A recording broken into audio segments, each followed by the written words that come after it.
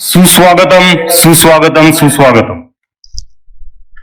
खूबसूरत से एक पल का किस्सा बन जाता है, जाने कब कौन जिंदगी का हिस्सा बन जाता है। कुछ खास लोग मिलते हैं जिंदगी में, कुछ खास लोग मिलते हैं जिंदगी में, जिनसे कभी न बिछड़ने वाला रिश्ता बन जाता है। आदर, अभिनंदन, आभार। मंच पर विराजमान आदरणीय मान्यवर, सभागृह में उपस्थित प्राध्यापकगण एवं आभासी मंच से जुड़े हुए सभी आदरणीय गणमान्य अतिथियों को मेरा नमस्कार। मैं डॉक्टर विजय वाघ, हिंदी विभाग तोशनीवाल महाविद्यालय सेनगांव, आप सभी का इस एक दिवसीय ब्लेंडेड मोड कार्यशाला वर्कशॉप में हार्दिक स्वागत करता हूं। चुनाव किसी भी लोकतंत्र व्यवस्था की प्रथम जरूरत होती है। चुनाव, जैसे कि नाम से ही स्पष्ट है कि जनता चुनाव नामक प्रक्रिया द्वारा अपने मनपसंद राजनीतिज्ञ को चुनती है। सही शब्दों में कह सकते हैं, चुनाव लोकतंत्र की रीढ़ है, क्योंकि चुनाव के माध्यम से ही जनता अपना शासन चलाती है। अब्राहम लिंकन के अनुसार लोकतंत्र जनता के लिए और जनता द्वारा किया गया शासन है।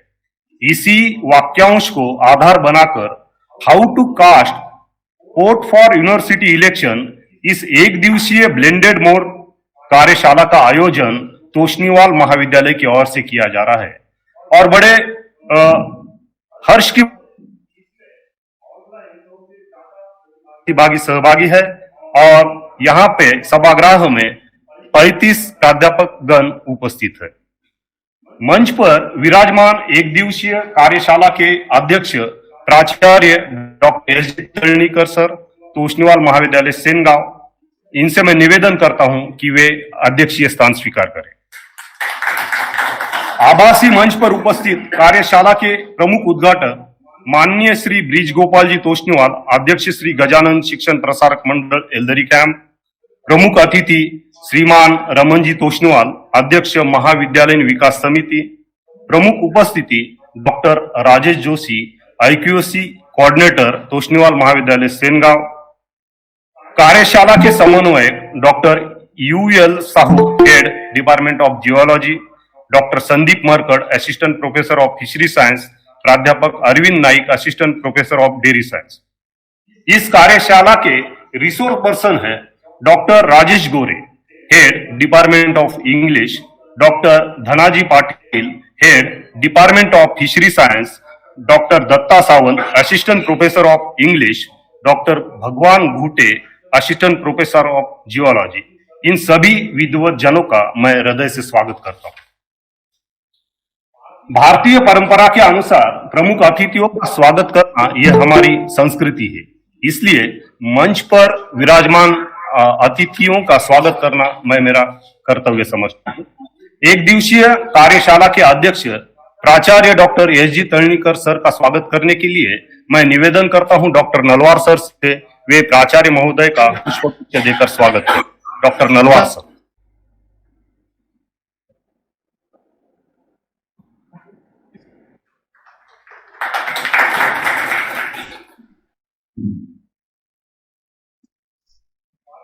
कार्यशाला के समन्वयक डॉक्टर UL साहू सर का स्वागत करने के लिए मैं प्राध्यापक केंद्र सर से निवेदन करता हूं कि वे उनका स्वागत करें।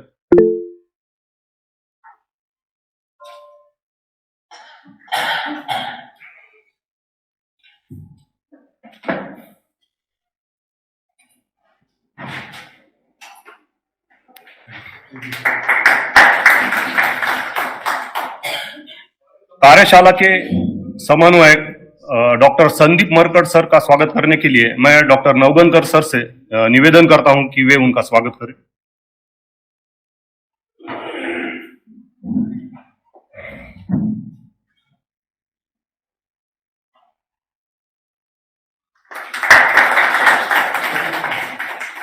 प्राध्यापक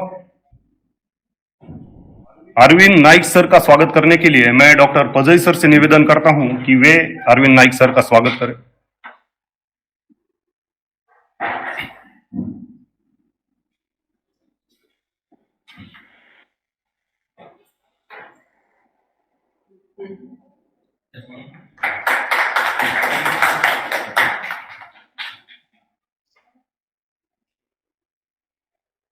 मित्रों, स्वामी रामानंद तीर्थ मराठवाड़ा विश्वविद्यालय नांदेड़ के एकेडमिक काउंसिल, सीनेट एवं बोर्ड ऑफ स्टडीज इन प्राधिकरणों का चुनाव दिनांक 27 नवंबर 2022 को एवं मतदान वोटिंग निर्धारित समय यानी सुबह 8 बजे से लेकर शाम 5 बजे तक चलने वाले हैं।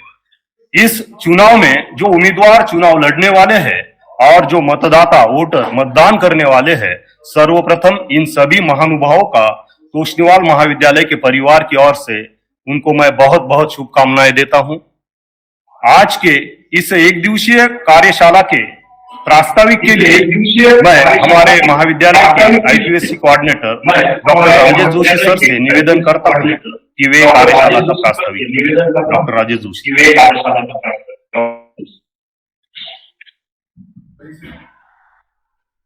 Namaskar.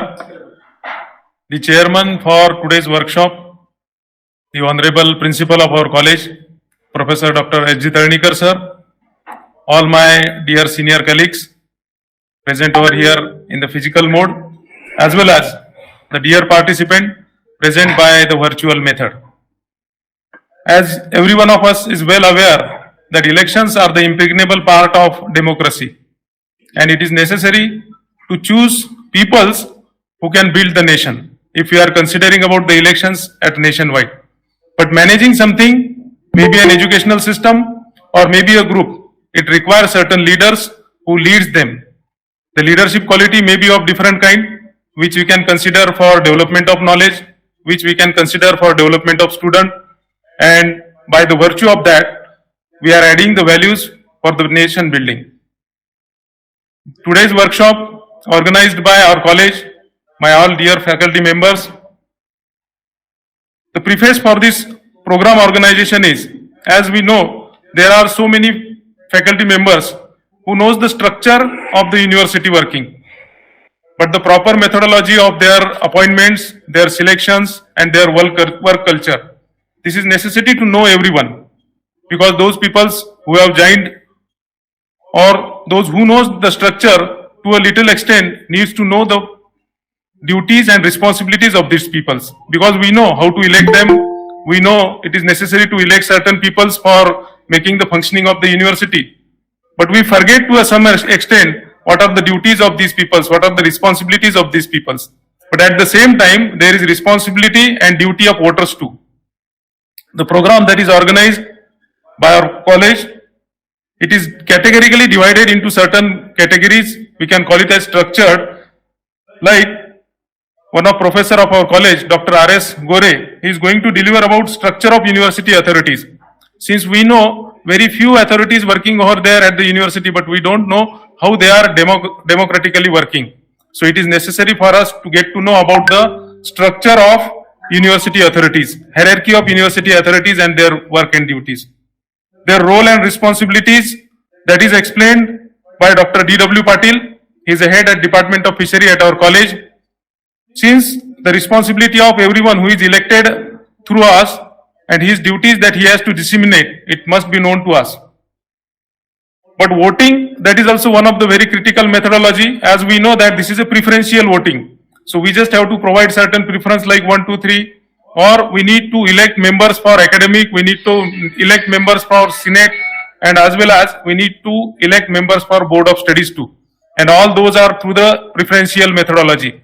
Since there are certain very small things that is needed to be kept in mind when we are going to vote, that may be how to write a preference, what should be a preferential numbers, what should be the methodology of writing them. All these things will be very well explained by one of our faculty member, Dr. D.G. Sawant. He is an assistant professor at Department of English.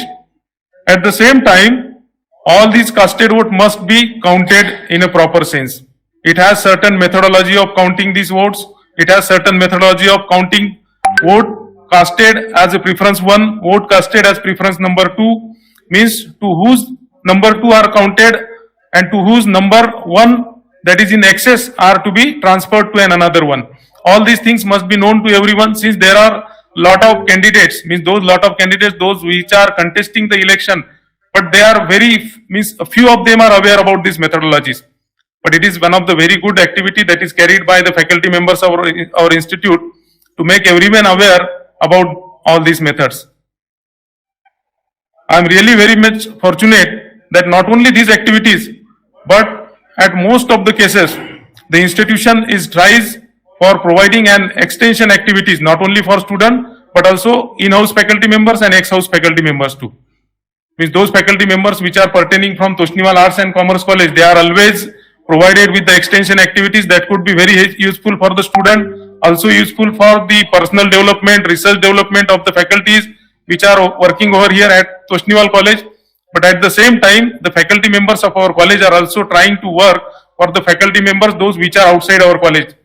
Those which are either from our premises, means either from our university affiliation or maybe from the other university affiliations too. So with this, I really congratulate all our faculty members, those who have tried to organize such a very nice event at the nice time. That is, we know that today is Samvidhan Divas and we are going to talk about the how to cast vote, what the structure of university authorities, what are the roles and responsibility of university election result counting methodology. All these, I think, all these things will be definitely useful for all of us in future too. Very thank you. धन्यवाद doctor Joshi sir. इसके बाद मैं निवेदन करता हूं हमारे महाविद्यालय के प्रधानाचार्य doctor S G Talnikar sir से कि वे आज के इस एक दिवसीय ब्लेंडेड मोड कार्यशाला के उद्घाटनीय सत्र का समापन करें। Doctor Talnikar sir.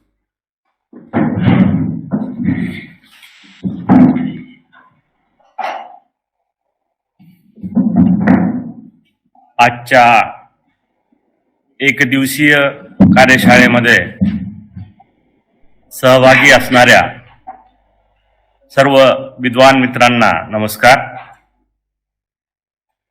तोष्णीवाल महाविद्यालयाद्वारे नेहमीच समाज उपयोगी कार्यावर भर दिला जातो। केवळ अध्ययन आणि अध्यापन एवढंच कार्य न करता प्रचलित महत्वाच्या प्रश्नावर देखील उहापोह केला जातो। उद्या होणाऱ्या विद्यापीठाच्या विविध प्राधिकरणाच्या निवडणुकी संदर्भामध्ये देखील मतदान कसे केले जावे या संदर्भामध्ये आज या कार्यशाळेचं आयोजन हे करण्यात आलेलं आहे। या निवडणुकीला मतदान करणारे आणि निवडणुकीला उभे असणारे दोन्ही बाजूंचा जर विचार केला तर दोन्ही बाजू हे विद्वत जन आहेत। त्यामुळे ही निवडणूक ही एक आगळी वेगळी निवडणूक आहे। आपण बरेचदा बघतो की राष्ट्रपती उपराष्ट्रपतीसाठी लोकसभा राज्यसभे विधानसभेमध्ये मतदान होतं, त्यावेळेला त्या ठिकाणी आपण निवडून दिलेल्या प्रतिनिधींची मतं बाद होताना आपल्याला दिसतात आणि त्यावर बरीच चर्चा होते। आपण सर्वजण स्वतःला बुद्धिजीवी मानतो, तेव्हा अशा प्रकारची चूक आपल्याकडून होता कामा नये याकरिताच या कार्यशाळेचं आयोजन हे करण्यात आलेलं आहे। या कार्यशाळेचा सर्वच मतदारांना निश्चित फायदा होईल आणि बाद मतांचं प्रमाण हे अत्यल्प होईल अशी अपेक्षा व्यक्त करून मी माझे 2 शब्द थांबवतो। धन्यवाद। धन्यवाद सर। उद्घाटनीय सत्र के समापन के बाद दूसरे सत्र में पुनः एक बार मैं आपका हृदय से स्वागत करता हूं। मित्रों, चुनाव के बारे में दुष्यंत कुमार की गजल है, कुछ उसकी 2 पंक्तियां मुझे याद आ रही है कि चुनाव में आप तो सभी सर ने कहा ही है, आप सभी सुज्ञ हैं, प्रतिभावान है, विद्वत है, तो आप किसे चुनकर देने वाले आपका हक है, लेकिन दुष्यंत कुमार कहते हैं कि कैसे कैसे मंजर सामने आने लगे हैं, कैसे कैसे मंजर सामने आने लगे हैं, यहाँ गाते हुए भी लोग चिल्लाने लगे हैं, अब तो इस तालाब का पानी बदल दो यारो, यहाँ अब उमड़ाने लगे हैं। मित्रों, डॉक्टर आर्यस गोरे जो अभी आज के रिसोर्स पर्सन है, वे स्ट्रक्चर ऑफ यूनिवर्सिटी अथॉरिटीज अर्थात विद्यापीठ प्राधिकरणाची रचना इस विषय पर अपने विचार प्रस्तुत करेंगे। साथ ही साथ डॉक्टर DW पाटिल जो role and responsibilities of university authorities अर्थात विद्यापीठ प्राधिकरणाची भूमिका व जवाबदाऱ्या इस विषय पर अपने विचार रखेंगे। तीसरे रिसोर्स पर्सन है डॉक्टर DG सावंत जो how to cast vote for university election अर्थात मतदान कसे करावे इस विषय पर अपने विचार रखेंगे। चौथे रिसोर्स पर्सन है डॉक्टर BB गुटे जो election result end vote counting analysis अर्थात मतदान निकाल व मतमोजनी विश्लेषण इस विषय पर अपने विचार प्रस्तुत करेंगे। तो सबसे पहले मैं निवेदन करता हूं डॉक्टर आर्यस गोरे सर से कि वे अपने role and responsibilities of university authorities इस विषय पर अपने विचार रखें। Doctor Rajesh Gore sir.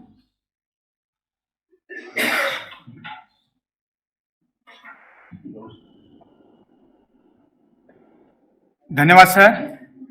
तोष्णीवाल कला वाणिज्य व विज्ञान महाविद्यालय आयोजित एक दिवसीय कार्यशाळा how to cast vote for university election आणि आजचा योग जर पाहिला तर आज 26 नोव्हेंबर म्हणजे भारतीय संविधान दिन आहे आणि या संविधान दिनाचं औचित्य म्हणता येईल की आपण आज ही वर्कशॉप किंवा कार्यशाळा ठिकाणी आयोजित करतो आहोत।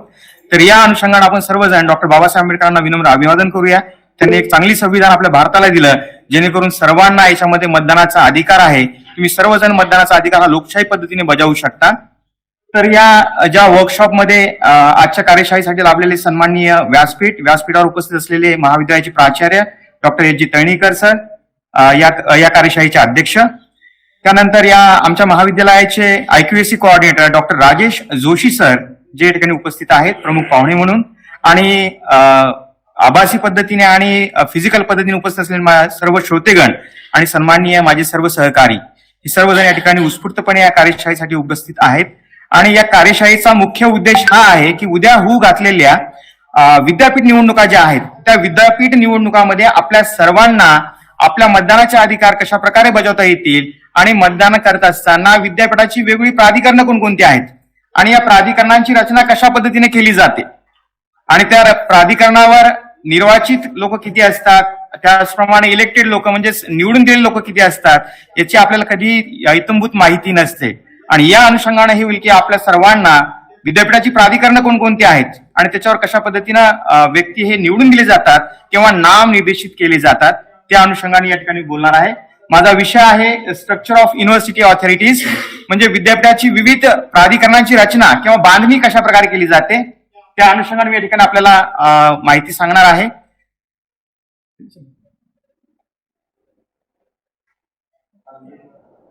तर या ठिकाणी तुम्ही बघू शकता विद्यापीठाची काही प्राधिकरण आहेत जे मी प्रामुख्याने ठिकाणी सांगितलेले, जसं त्याच्यामध्ये तुम्ही बघू शकाल सिनेट अधिसभा, मॅनेजमेंट काउन्सिल व्यवस्थापन परिषद, अकॅडमिक काउन्सिल विद्या परिषद, फॅकल्टी शाखा, board of deans, the board of sub campuses of the university, the board of studies, the board of university departments and interdisciplinary studies, the board of postgraduate education in colleges, the board of lifelong learning and extension.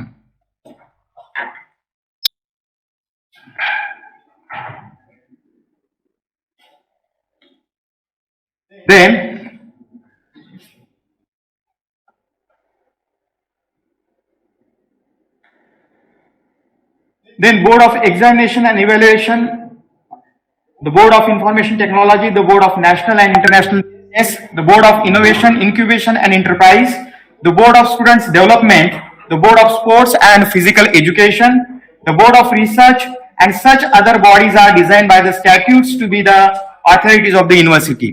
तर या ठिकाणी सगळे विद्यापीठाचे वेगवेगळे प्राधिकरण आहेत जे महाराष्ट्र विद्यापीठ अधिनियम 2016 मध्ये नमूद केलेले आहेत। ते सर्व हे प्राधिकरण या ठिकाणी मी सांगितलेले आहेत आणि या प्राधिकरणामध्ये प्रामुख्यानं आपल्याला 4 प्राधिकरणाशी म्हणजे चर्चा करायची आहे।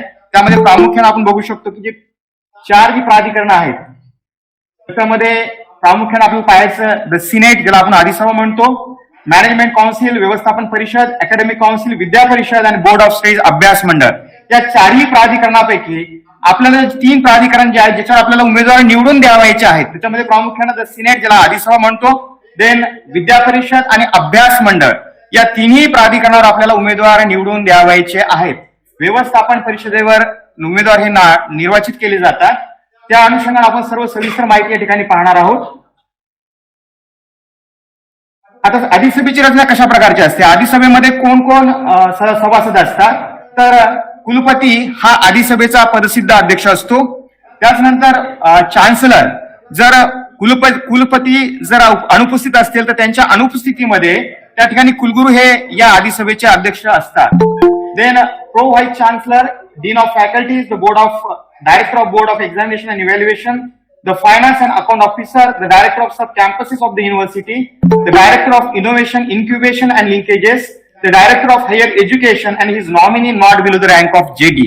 म्हणजे या ठिकाणी आपल्याला हे जे सर्व उमेदवार सभासद जे आहेत ज्याच्यामध्ये प्रामुख्याने आपण पाहिलेत की म्हणजे अधिशाखेचे जे अधिष्ठाता असतात किंवा परीक्षा आणि मूल्यमापन मंडळाचे जे संचालक असतात, वित्त आणि अंकीक्षण अधिकारी जे असतात किंवा विद्यापीठ उपपरिसरामधले जे काही संचालक आहेत ते सर्व संचालक आणि इनोव्हेशन, इन्क्युबेशन, लिंकेजेस म्हणजे याच्यामध्ये आपण जे म्हणतो नवोपक्रम, नवसंशोधन आणि सहकार्य जे असते या अनुषंगाने जे संचालक असतात त्या सर्वांची नियुक्ती या ठिकाणी म्हणजे सभासद म्हणून या ठिकाणी वर्णी असते.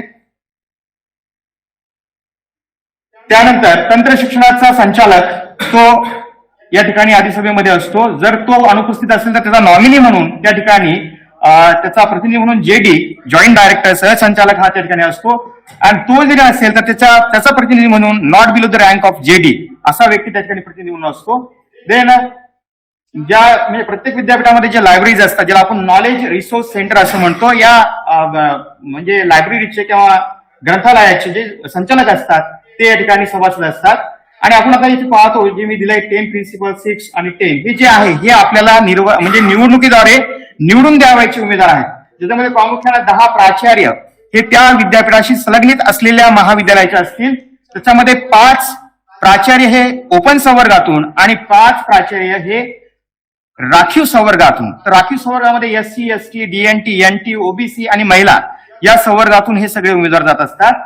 आणि हे उमेदवार किंवा हे प्राचार्य निवडणुकीला उभे राहण्याकरिता सर्वात महत्वाची अट ही असते की त्या संबंधित महाविद्यालयाचं मूल्यांकन हे न्यायालयातून झालेलं असावं आणि त्यांच्याकडे त्याची वैधता असावी. जर वैधता संपलेली असेल, मूल्यांकन झालेलं नसेल तर he is not eligible for the election. Then 6 जे प्रतिनिधी आहेत ते आहेत मॅनेजमेंट, ज्याला आपण संस्था चालक म्हणतो किंवा व्यवस्थापन मंडळ म्हणतो.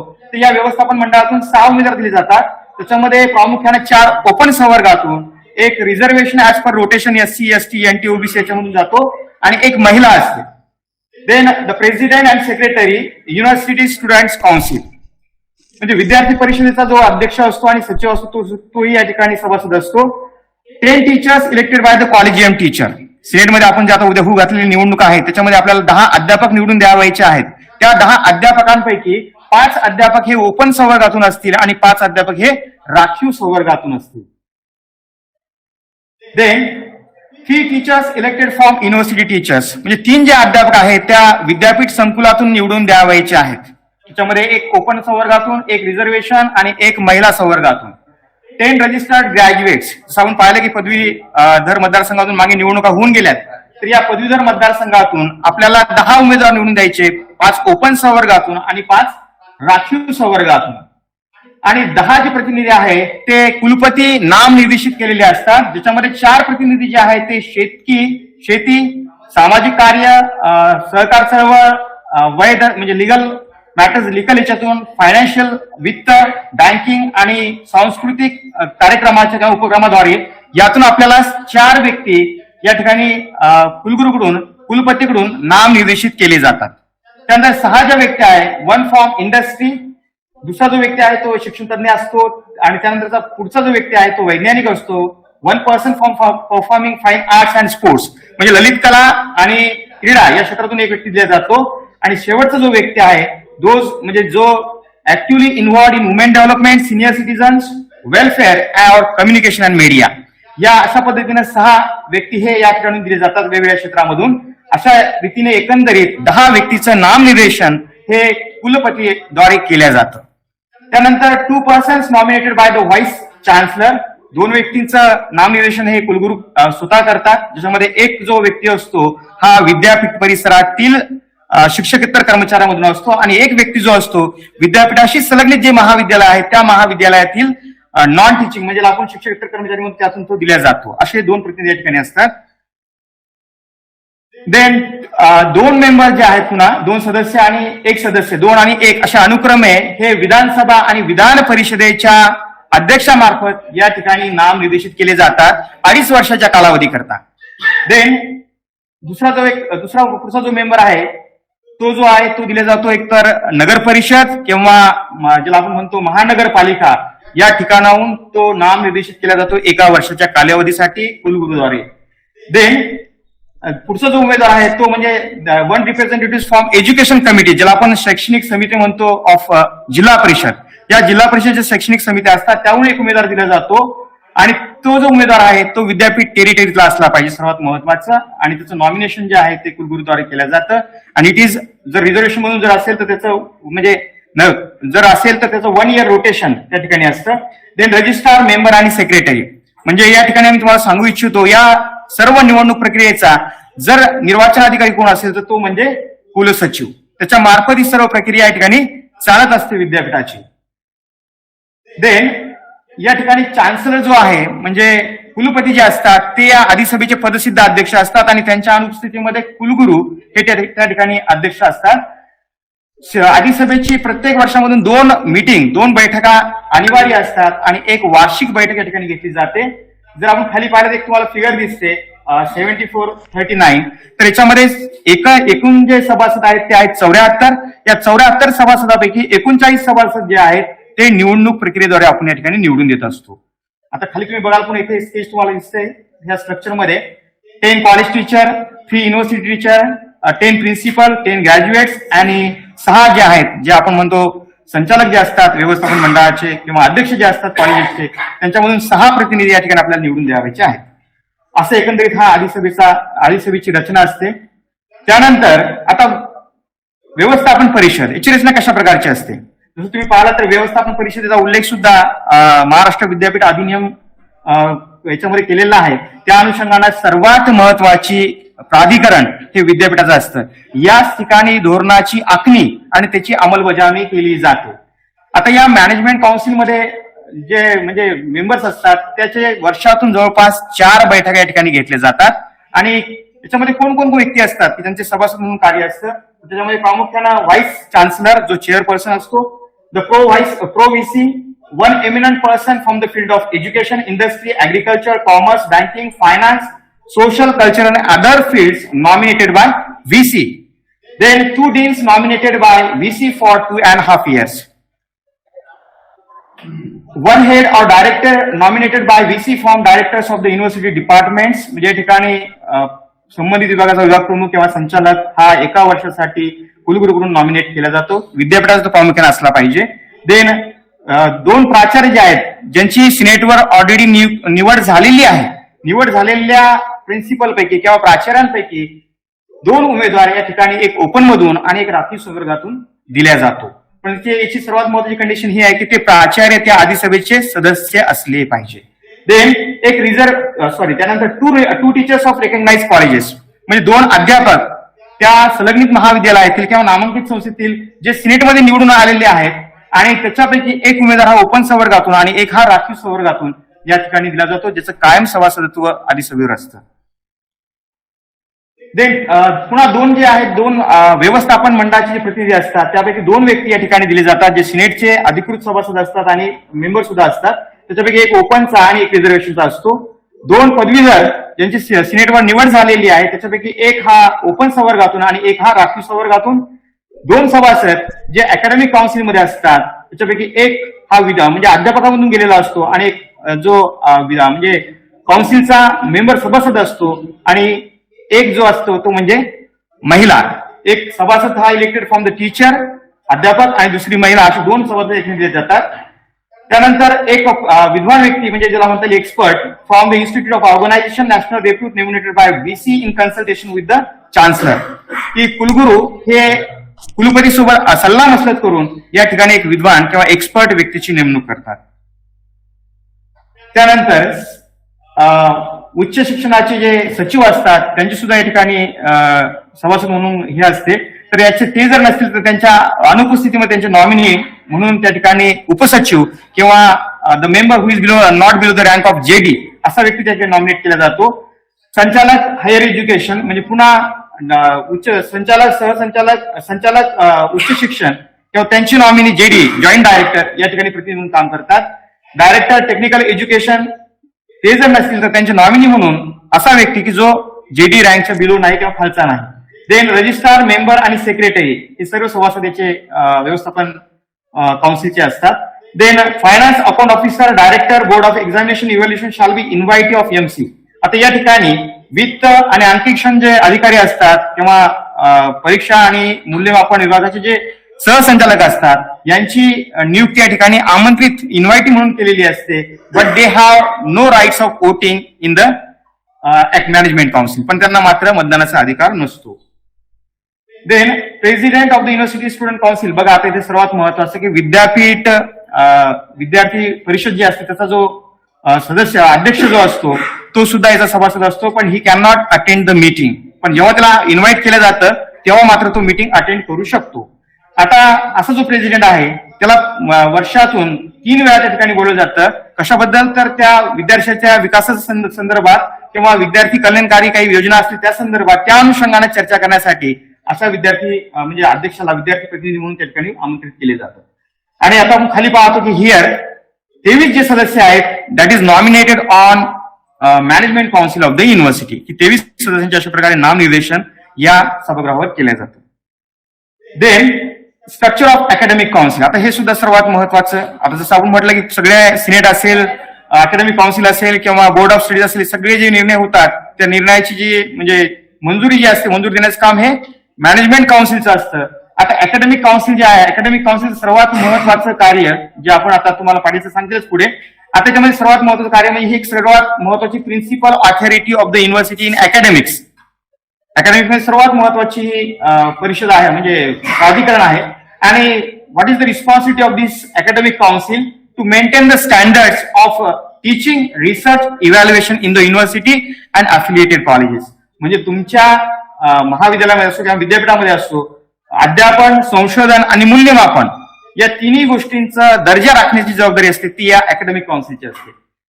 Then we can see here 4 meetings in the year, की वर्षातून याच्या 4 मीटिंग घेतल्या जातात. त्यांना आता रचना कशा प्रकारची असते, कोण कोणाचे सभासद असतात, तर व्हाईस चान्सलर, चेअरपर्सन, त्याच्यानंतर pro VC, dean of faculties, associate deans, director of sub campuses of university, director of innovation, incubation and linkages. The vice chancellor shall nominate the following members. आता VC मार्फत म्हणजे कुलगुरू मार्फत या ठिकाणी काही व्यक्तींचं नामनिर्देशन केलं जातं. त्याच्यामध्ये प्रामुख्यानं जे 8 प्राचार्य असतात अफिलिएटेड म्हणजे संलग्नित महाविद्यालयाचे, ज्याच्यामधून 6 हे ओपन संवर्गातून जातात आणि 1 महिला आणि 1 रिझर्व्ह म्हणजे राखीव संवर्गातून या ठिकाणी नामनिर्देशित केला जातो. 2 प्राध्यापक, 1 ओपन आणि 1 रिझर्वेशन बाय रोटेशन या ठिकाणी नामनिर्देशन केलं जातं. 1 विभाग प्रमुख त्या नामांकित संस्थेचा किंवा अफिलिएटेड कॉलेजेसचा त्या ठिकाणी नामांकित म्हणजे नामनिर्देशित केला जातो. 2 टीचर्स पाहतात. त्याच्यामध्ये सर्वात महत्वाचं आपल्याला जे पाहायचं की आपण उद्या जे अकॅडमिक काउन्सिलमध्ये मतदान करणार आहोत, वरती नामनिर्देशन आपण याच्यामध्ये जे उद्या मतदान करणार आहोत जे मी फिगर तुम्हाला कलर मध्ये दिसते. तर नाव हिअर याच्यामधले जे total per faculty every university having 4 faculties, प्रत्येक विद्यापीठामध्ये 4 विद्याशाखा असतात, ज्याच्यामध्ये मानव विज्ञान शाखा एक आहे, त्याच्यामध्ये विज्ञान आणि तंत्रज्ञान ही दुसरी शाखा आहे. त्याच्यानंतर आपण पुढे जर पाहिलं तर कॉमर्स ज्याला आपण म्हणतो मॅनेजमेंट म्हणजे विज्ञान शाखा वाणिज्य शाखा एक आहे आणि सर्वात शेवटी म्हणजे आंतरविद्या शाखा जी असते. अशा 4 शाखेमधून आपल्याला 2-2 व्यक्ती या ठिकाणी निवडून द्यायचे आहे अकॅडमिक काउन्सिलमध्ये. तर त्या 2 व्यक्तीपैकी एक हा ओपन संवर्गातून आणि एक हा राखीव संवर्गातून उमेदवार असतो. कदाचित तो SC, ST, NT किंवा महिला सुद्धा त्या ठिकाणी उमेदवार म्हणून असू शकते. Then 8 eminent experts. पुन्हा बघा 8 जे तज्ञ व्यक्ती आहेत ते नामांकित संस्थेमधून, जसं आपण पाहतो पुढे की Indian institute of technology, Indian institute of science education and research, Indian institute of management, Indian space research organisation, Indian institute of chartered accountants of India, institute of company secretaries of India, Indian council for social research, industrial association, Indian Olympic association.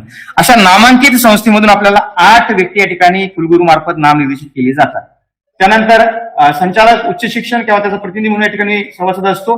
त्यानंतर संचालक तंत्र शिक्षण, उच्च तंत्र शिक्षण, त्यांचा सुद्धा सभासद या ठिकाणी असतो. Director board of examination and evaluation. त्यानंतर प्रत्येक अभ्यास मंडळाचे जे चेअरमन असतात ते सुद्धा या ठिकाणी सभासद असतात. त्यानंतर कुलगुरू, सदस्य आणि सचिव अशी सगळी मंडळी किंवा हे सगळे उमेदवार किंवा हे सगळे सभासद या प्राधिकरणाचे असतात.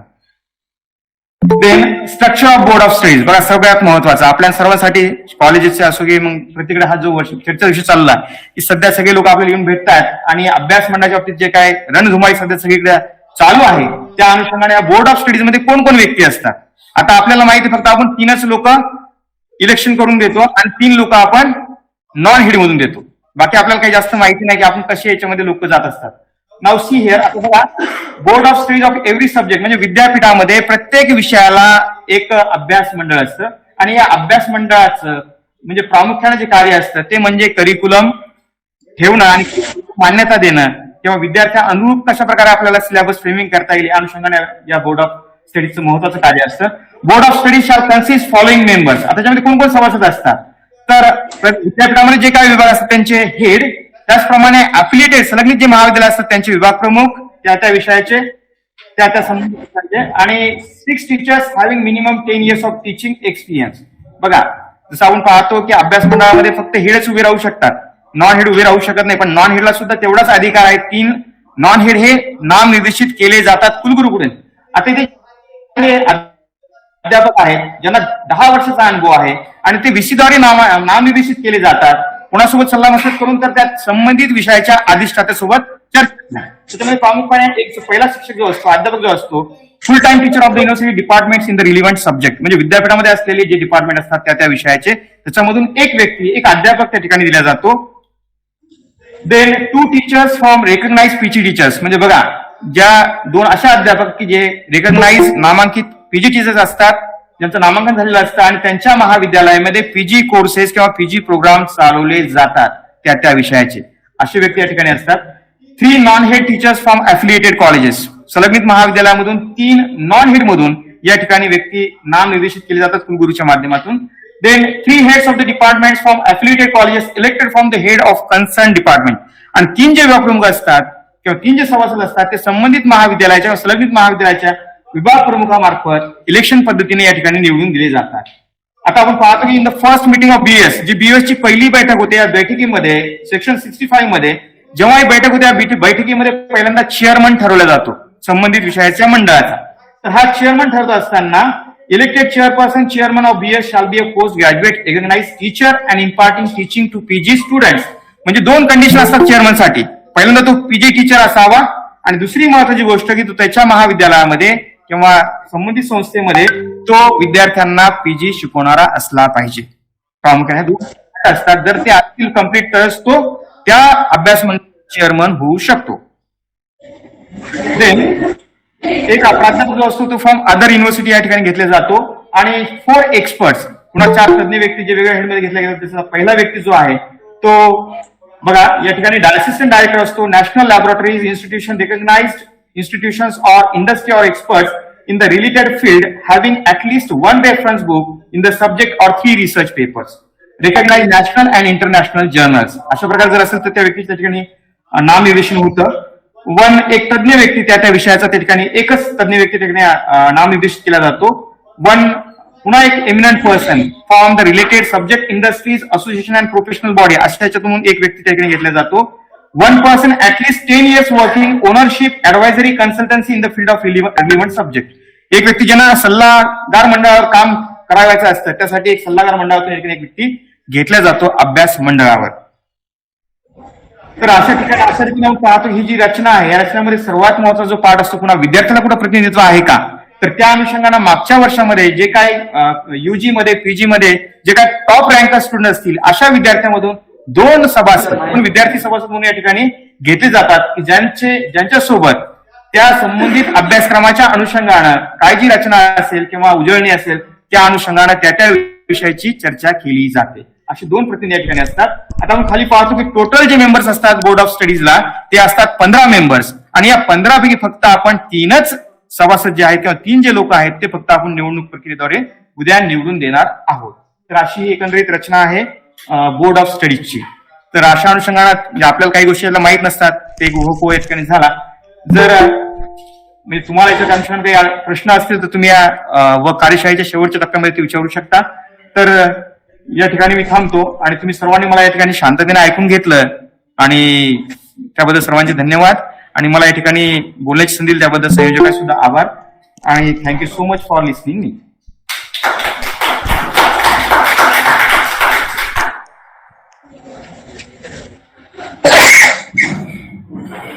धन्यवाद डॉक्टर राजेश गोरे सर। आपने जो स्ट्रक्चर ऑफ यूनिवर्सिटी अथॉरिटीज इस विषय पर गहराई से मार्गदर्शन किया, इसके लिए बहुत बहुत धन्यवाद। मैं आप सभी प्रतिभागी जो यहाँ उपस्थित है तो उनसे निवेदन करता हूं कि आपके कुछ जो सवाल है वो सत्र के अंत में आप पूछ सकते हैं resource person say.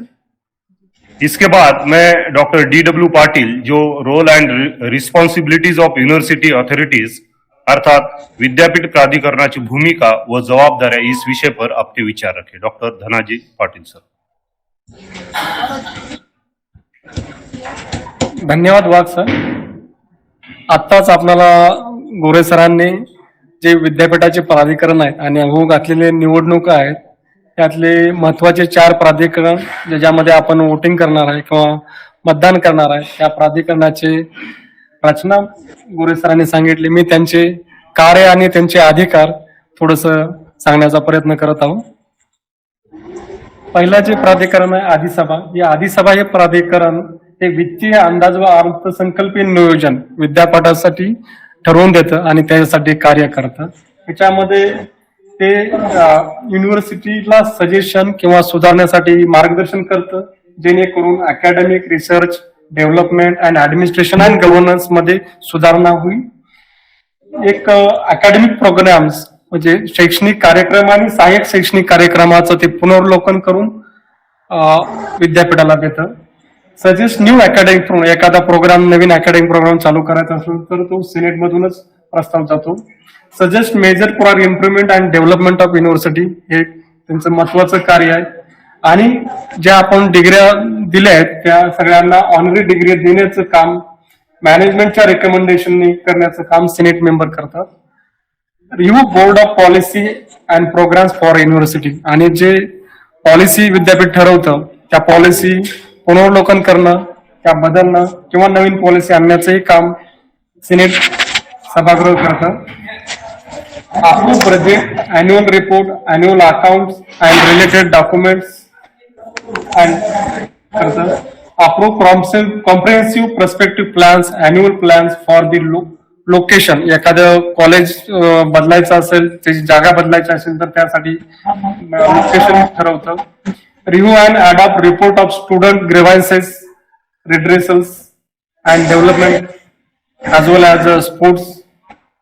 Give suggestion to university authority for improvement in the area of domains as students welfare, cultural activities. हे सभागृह आपलं विद्यापीठाचं स्टॅट्यूट बनवतं, त्याच्यामध्ये सुधारणा करतं आणि ते एखाद्या वेळेस नको वाटलं तर रद्द करण्याचे बी त्याला अधिकार आहेत। दुसरं जे सभागृह अथॉरिटी आहे ती आपल्या विद्यापीठाची जी व्यवस्थापन परिषद ही principal executive body of university for responsible for administration of the विद्यापीठाच्या व्यवस्थापनासाठी हे महत्वाचं कार्य करतं। हे मॅनेजमेंट काउन्सिल जे आहे ते नॅशनल आणि वेल ॲज अ जागतिक लेवलला जे काही सुधारणा होत चाललेल्या आहेत जशा की शैक्षणिक असतील, फायनान्स मध्ये असतील किंवा मॅनेजमेंट मध्ये असतील किंवा गव्हर्नन्स मध्ये असतील त्या सुधारणाचा अहवाल घेऊन त्या सुधारणा आपल्या विद्यापीठात आणण्याचा प्रयत्न करतो। Study and decide operative mechanism, विद्यापीठाचं कसं कार्य चालतं या विद्यापीठ council ठरवतं। make a provision to the college and institute to undertake specialized studies and courses, Naveen courses चालू करवायचं एक सुधारणासाठी परमिशन देतं. On recommendation of academic council, establish department, colleges, schools, centers, institutions of higher learning and research and specialized studies ची मान्यता देतं. Recommend to Senate to draft statute and amendment of the statute for the approval. Make a amendment in ordinance and regulation of the university. Control and arrange the administration assets of properties. म्हणजे विद्यापीठाला ज्या assets आहेत त्यामध्ये त्याचं control असतं. Annual estimate, budget, fund received from the state government, university or university funds. ते discussion करून त्याचं होल आणि ते कसं वापरायचं हे ठरवतं. Consider proposal to enter into the or amend any carry out the cancel contract. म्हणजे एखाद्या विद्यापीठाने आपलं जर कॉन्ट्रॅक्ट केलं असेल ते कंटिन्यू करायचं किंवा ठेवायचं किंवा बदलायचं विचार करतं. डिटरमाइन कॉमन सील, एक विद्यापीठाचा कॉमन सील हा मॅनेजमेंट काउन्सिल मध्ये आपला ठरवलं जातं. ऍक्सेप्ट अँड ट्रस्ट डोनेशन, एखाद्या संस्थेकडून डोनेशन आलं असेल, इमोबेल प्रॉपर्टीचे देवाणघेवाण जसं ऍक्सेप्टन्स आहे आणि द्यायचे असेल, इंटेलेक्च्युअल प्रॉपर्टी राईट्स सुद्धा द्यायचे असतील तर त्या पद्धतीने as a part of university म्हणजे युनिव्हर्सिटीच्या बाजूने त्याची भूमिका मांडतं. In the form of land, buildings and other infrastructure in campus and sub-campus. Follow and lend or invest fund on the behalf of university as recommended by the Finance and Account Committee. Provide buildings, premises, furniture, equipment and other resources needed to good work in the university. Recommend and confirm honorary degrees and academic distinction or any diploma certificate as a recommendation of the MCI and academic councils. Arrangement for convocation is a main duty of this Pradhikaran Management Council. Start and prescribe regulation for award of institute fellowship, traveling fellowship, scholarships, studentship award साठी ते prescribe regulation तयार करतं. Collaboration साठी other university सोबत collaboration साठी एक data तयार करतं. Create post of university teachers and non vocational academic trust from the fund of university as well as fund resource from the government body or other agency त्या post create करण्याचं काम करतं. त्याचबरोबर non टीचिंगच्या post सुद्धा निर्मिती करण्याचं त्यांचं qualification काय असावं, त्या पोस्टचा टेन्युअर काय असावं हे ठरवलं जातं. Prescribe honoraria, remuneration, fees, traveling allowance and other allowances for the paper setter, other examiner staff, visit faculty आणि जे साठी सर्व्हिस देतील त्यांच्यासाठी रिन्युमरेशन देण्याचं आणि ते किती असण्याचं किती असावं याचा आढावा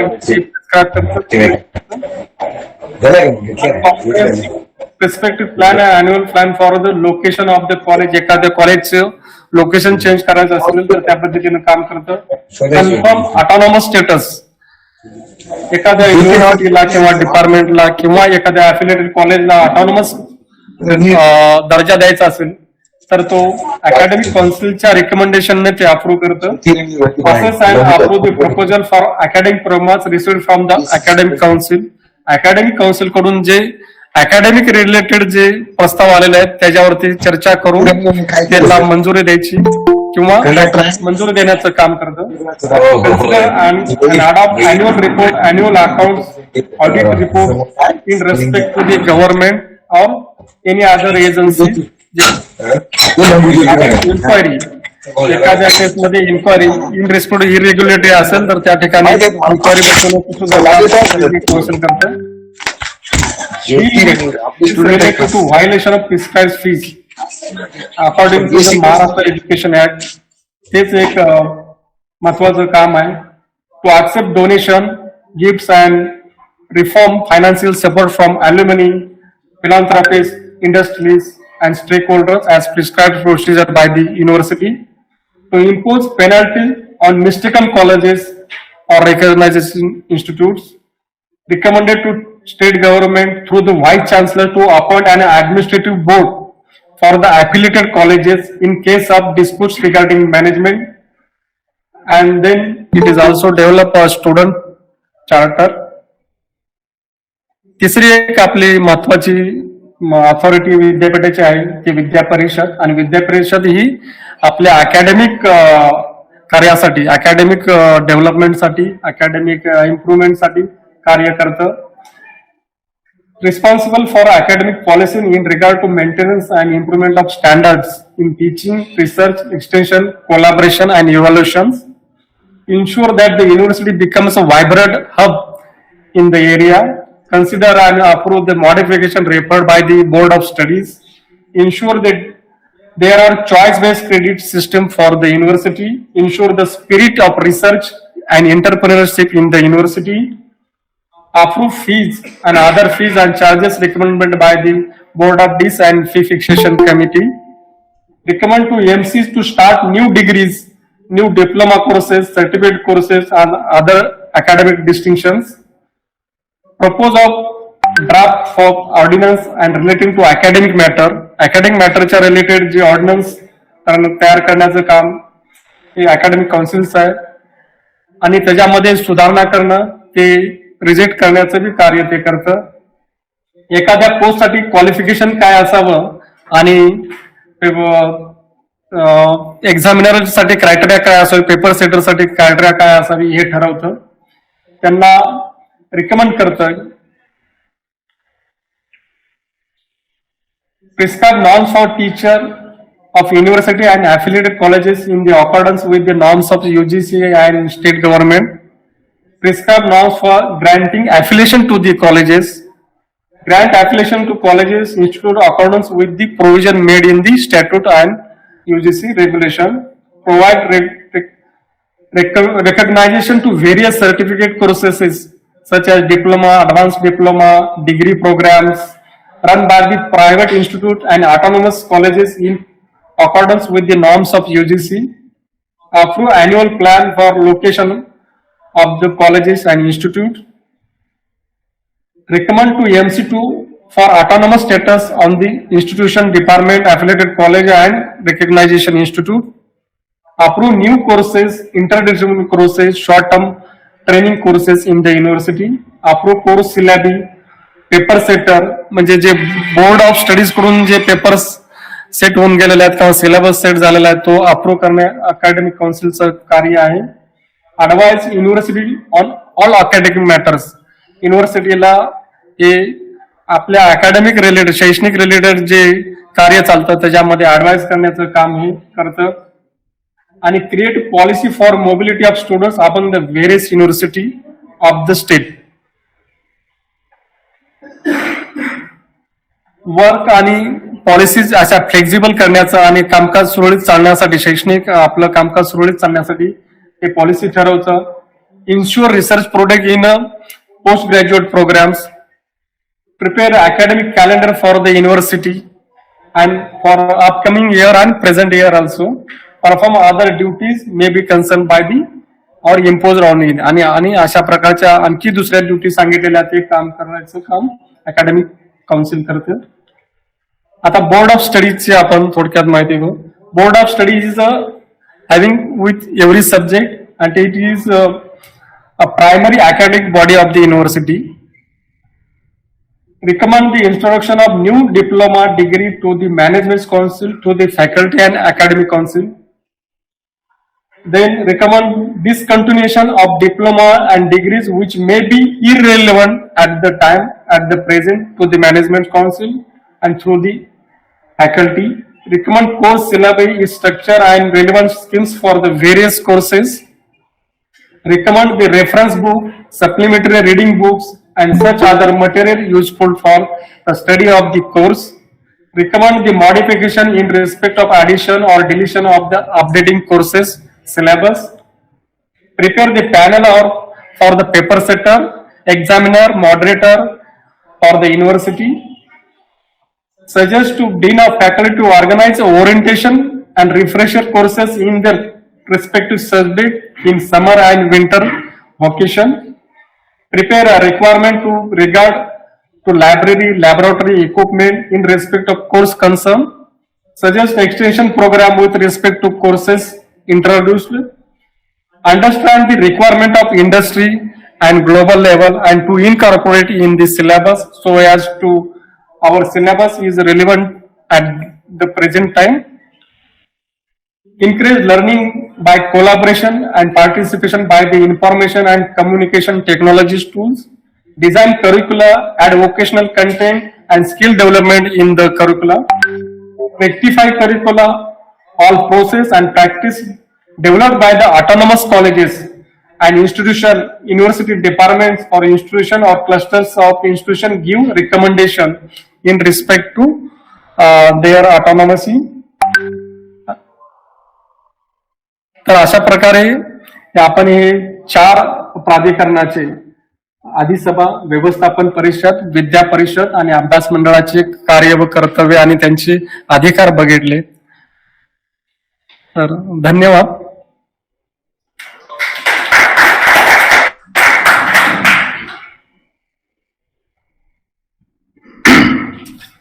धन्यवाद पाटिल सर.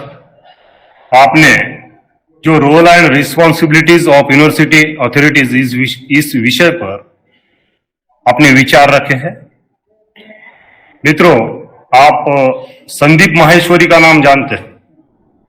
संदीप माहेश्वरी यानी वो क्या कहता है कि सब आसान है. वैसे ही हमारे महाविद्यालय के Sandeep Maheshwari, doctor DG Sawant sir, इन्होंने जो जब कोविड का समय था सब परेशान थे कि कैसा करना ऑनलाइन, अब ये क्या करना, बच्चों को पढ़ाना कैसे, सब परेशान थे. परेशानी का दौर केवल सेनगांव में ही नहीं था या हिंगोली में ही नहीं था, पूरे दुनिया भर में था. तो इस समय से निजात कैसे पाई जाए. फिर सावंत सर कहते थे कि नहीं नहीं, ये आसान है, हम कर सकते हैं, हम रिमोट एरिया भी है लेकिन ऐसा कुछ भी नहीं, हम कर सकते हैं, सब आसान है. और उन्होंने ये करके दिखा है. उन्होंने शैक्षिक वीडियो निर्मिति कैसी की जाए इसके बारे में कोविड-19 के पीरियड में उन्होंने वीडियो क्रिएशन का बोले तो वर्कशॉप लिया है. ई कंटेंट डेवलपमेंट का भी वर्कशॉप उन्होंने लिया था. और ऑनलाइन पद्धति से विद्यार्थियों को अध्यापन कैसे किया जाए, ऐसे बहुत सारी बोले तो ऑनलाइन टीचिंग जो मेथड है उसके बारे में उन्होंने बोले तो खुद तो किया ही, लेकिन हमें भी डर लगता था कि ऑनलाइन कैसे पढ़ा है, हम लैंग्वेज के स्टूडेंट है, समझो अध्यापक है, लेकिन इसके द्वारा ऑनलाइन पद्धति से हम कैसे टीचिंग कर सकते हैं इसके बारे में बहुत आसानी से डॉक्टर सावंत सर ने बताया है. उनके बारे में मैं कहना चाहूंगा, सिर्फ हंगामा खड़ा करना मेरा मकसद नहीं है, सिर्फ हंगामा खड़ा करना मेरा मकसद नहीं है. मेरी कोशिश है कि ये सूरत बदलनी चाहिए.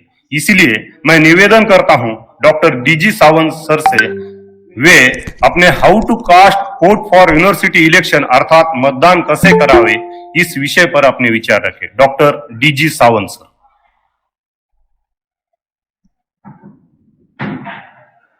धन्यवाद सर. वाघ सर ने जो भी यहाँ पर मेरी प्रशंसा की है केवल उनका प्यार है मेरे प्रति, बाकी कुछ भी नहीं है. तो इस कार्यशाला के लिए मंच पर उपस्थित सभी गणमान्य और मेरे साथी, so today I am going to speak on a very essential subject, I would say, how to vote or how not to cast vote for university election. मित्रो, आपल्या सगळ्यांना माहिती आहे उद्या आपण सकाळी 8 वाजल्यापासून सायंकाळी 5 वाजेपर्यंत मतदानाची प्रक्रिया सुरू असणार आहे आणि त्यामध्ये आपल्याला मतदान करण्यासाठी जायचं आहे. आणि त्यासाठी आपण सध्या जे मतदान करत आहोत ते आहे प्रेफरन्शियल वोटिंग.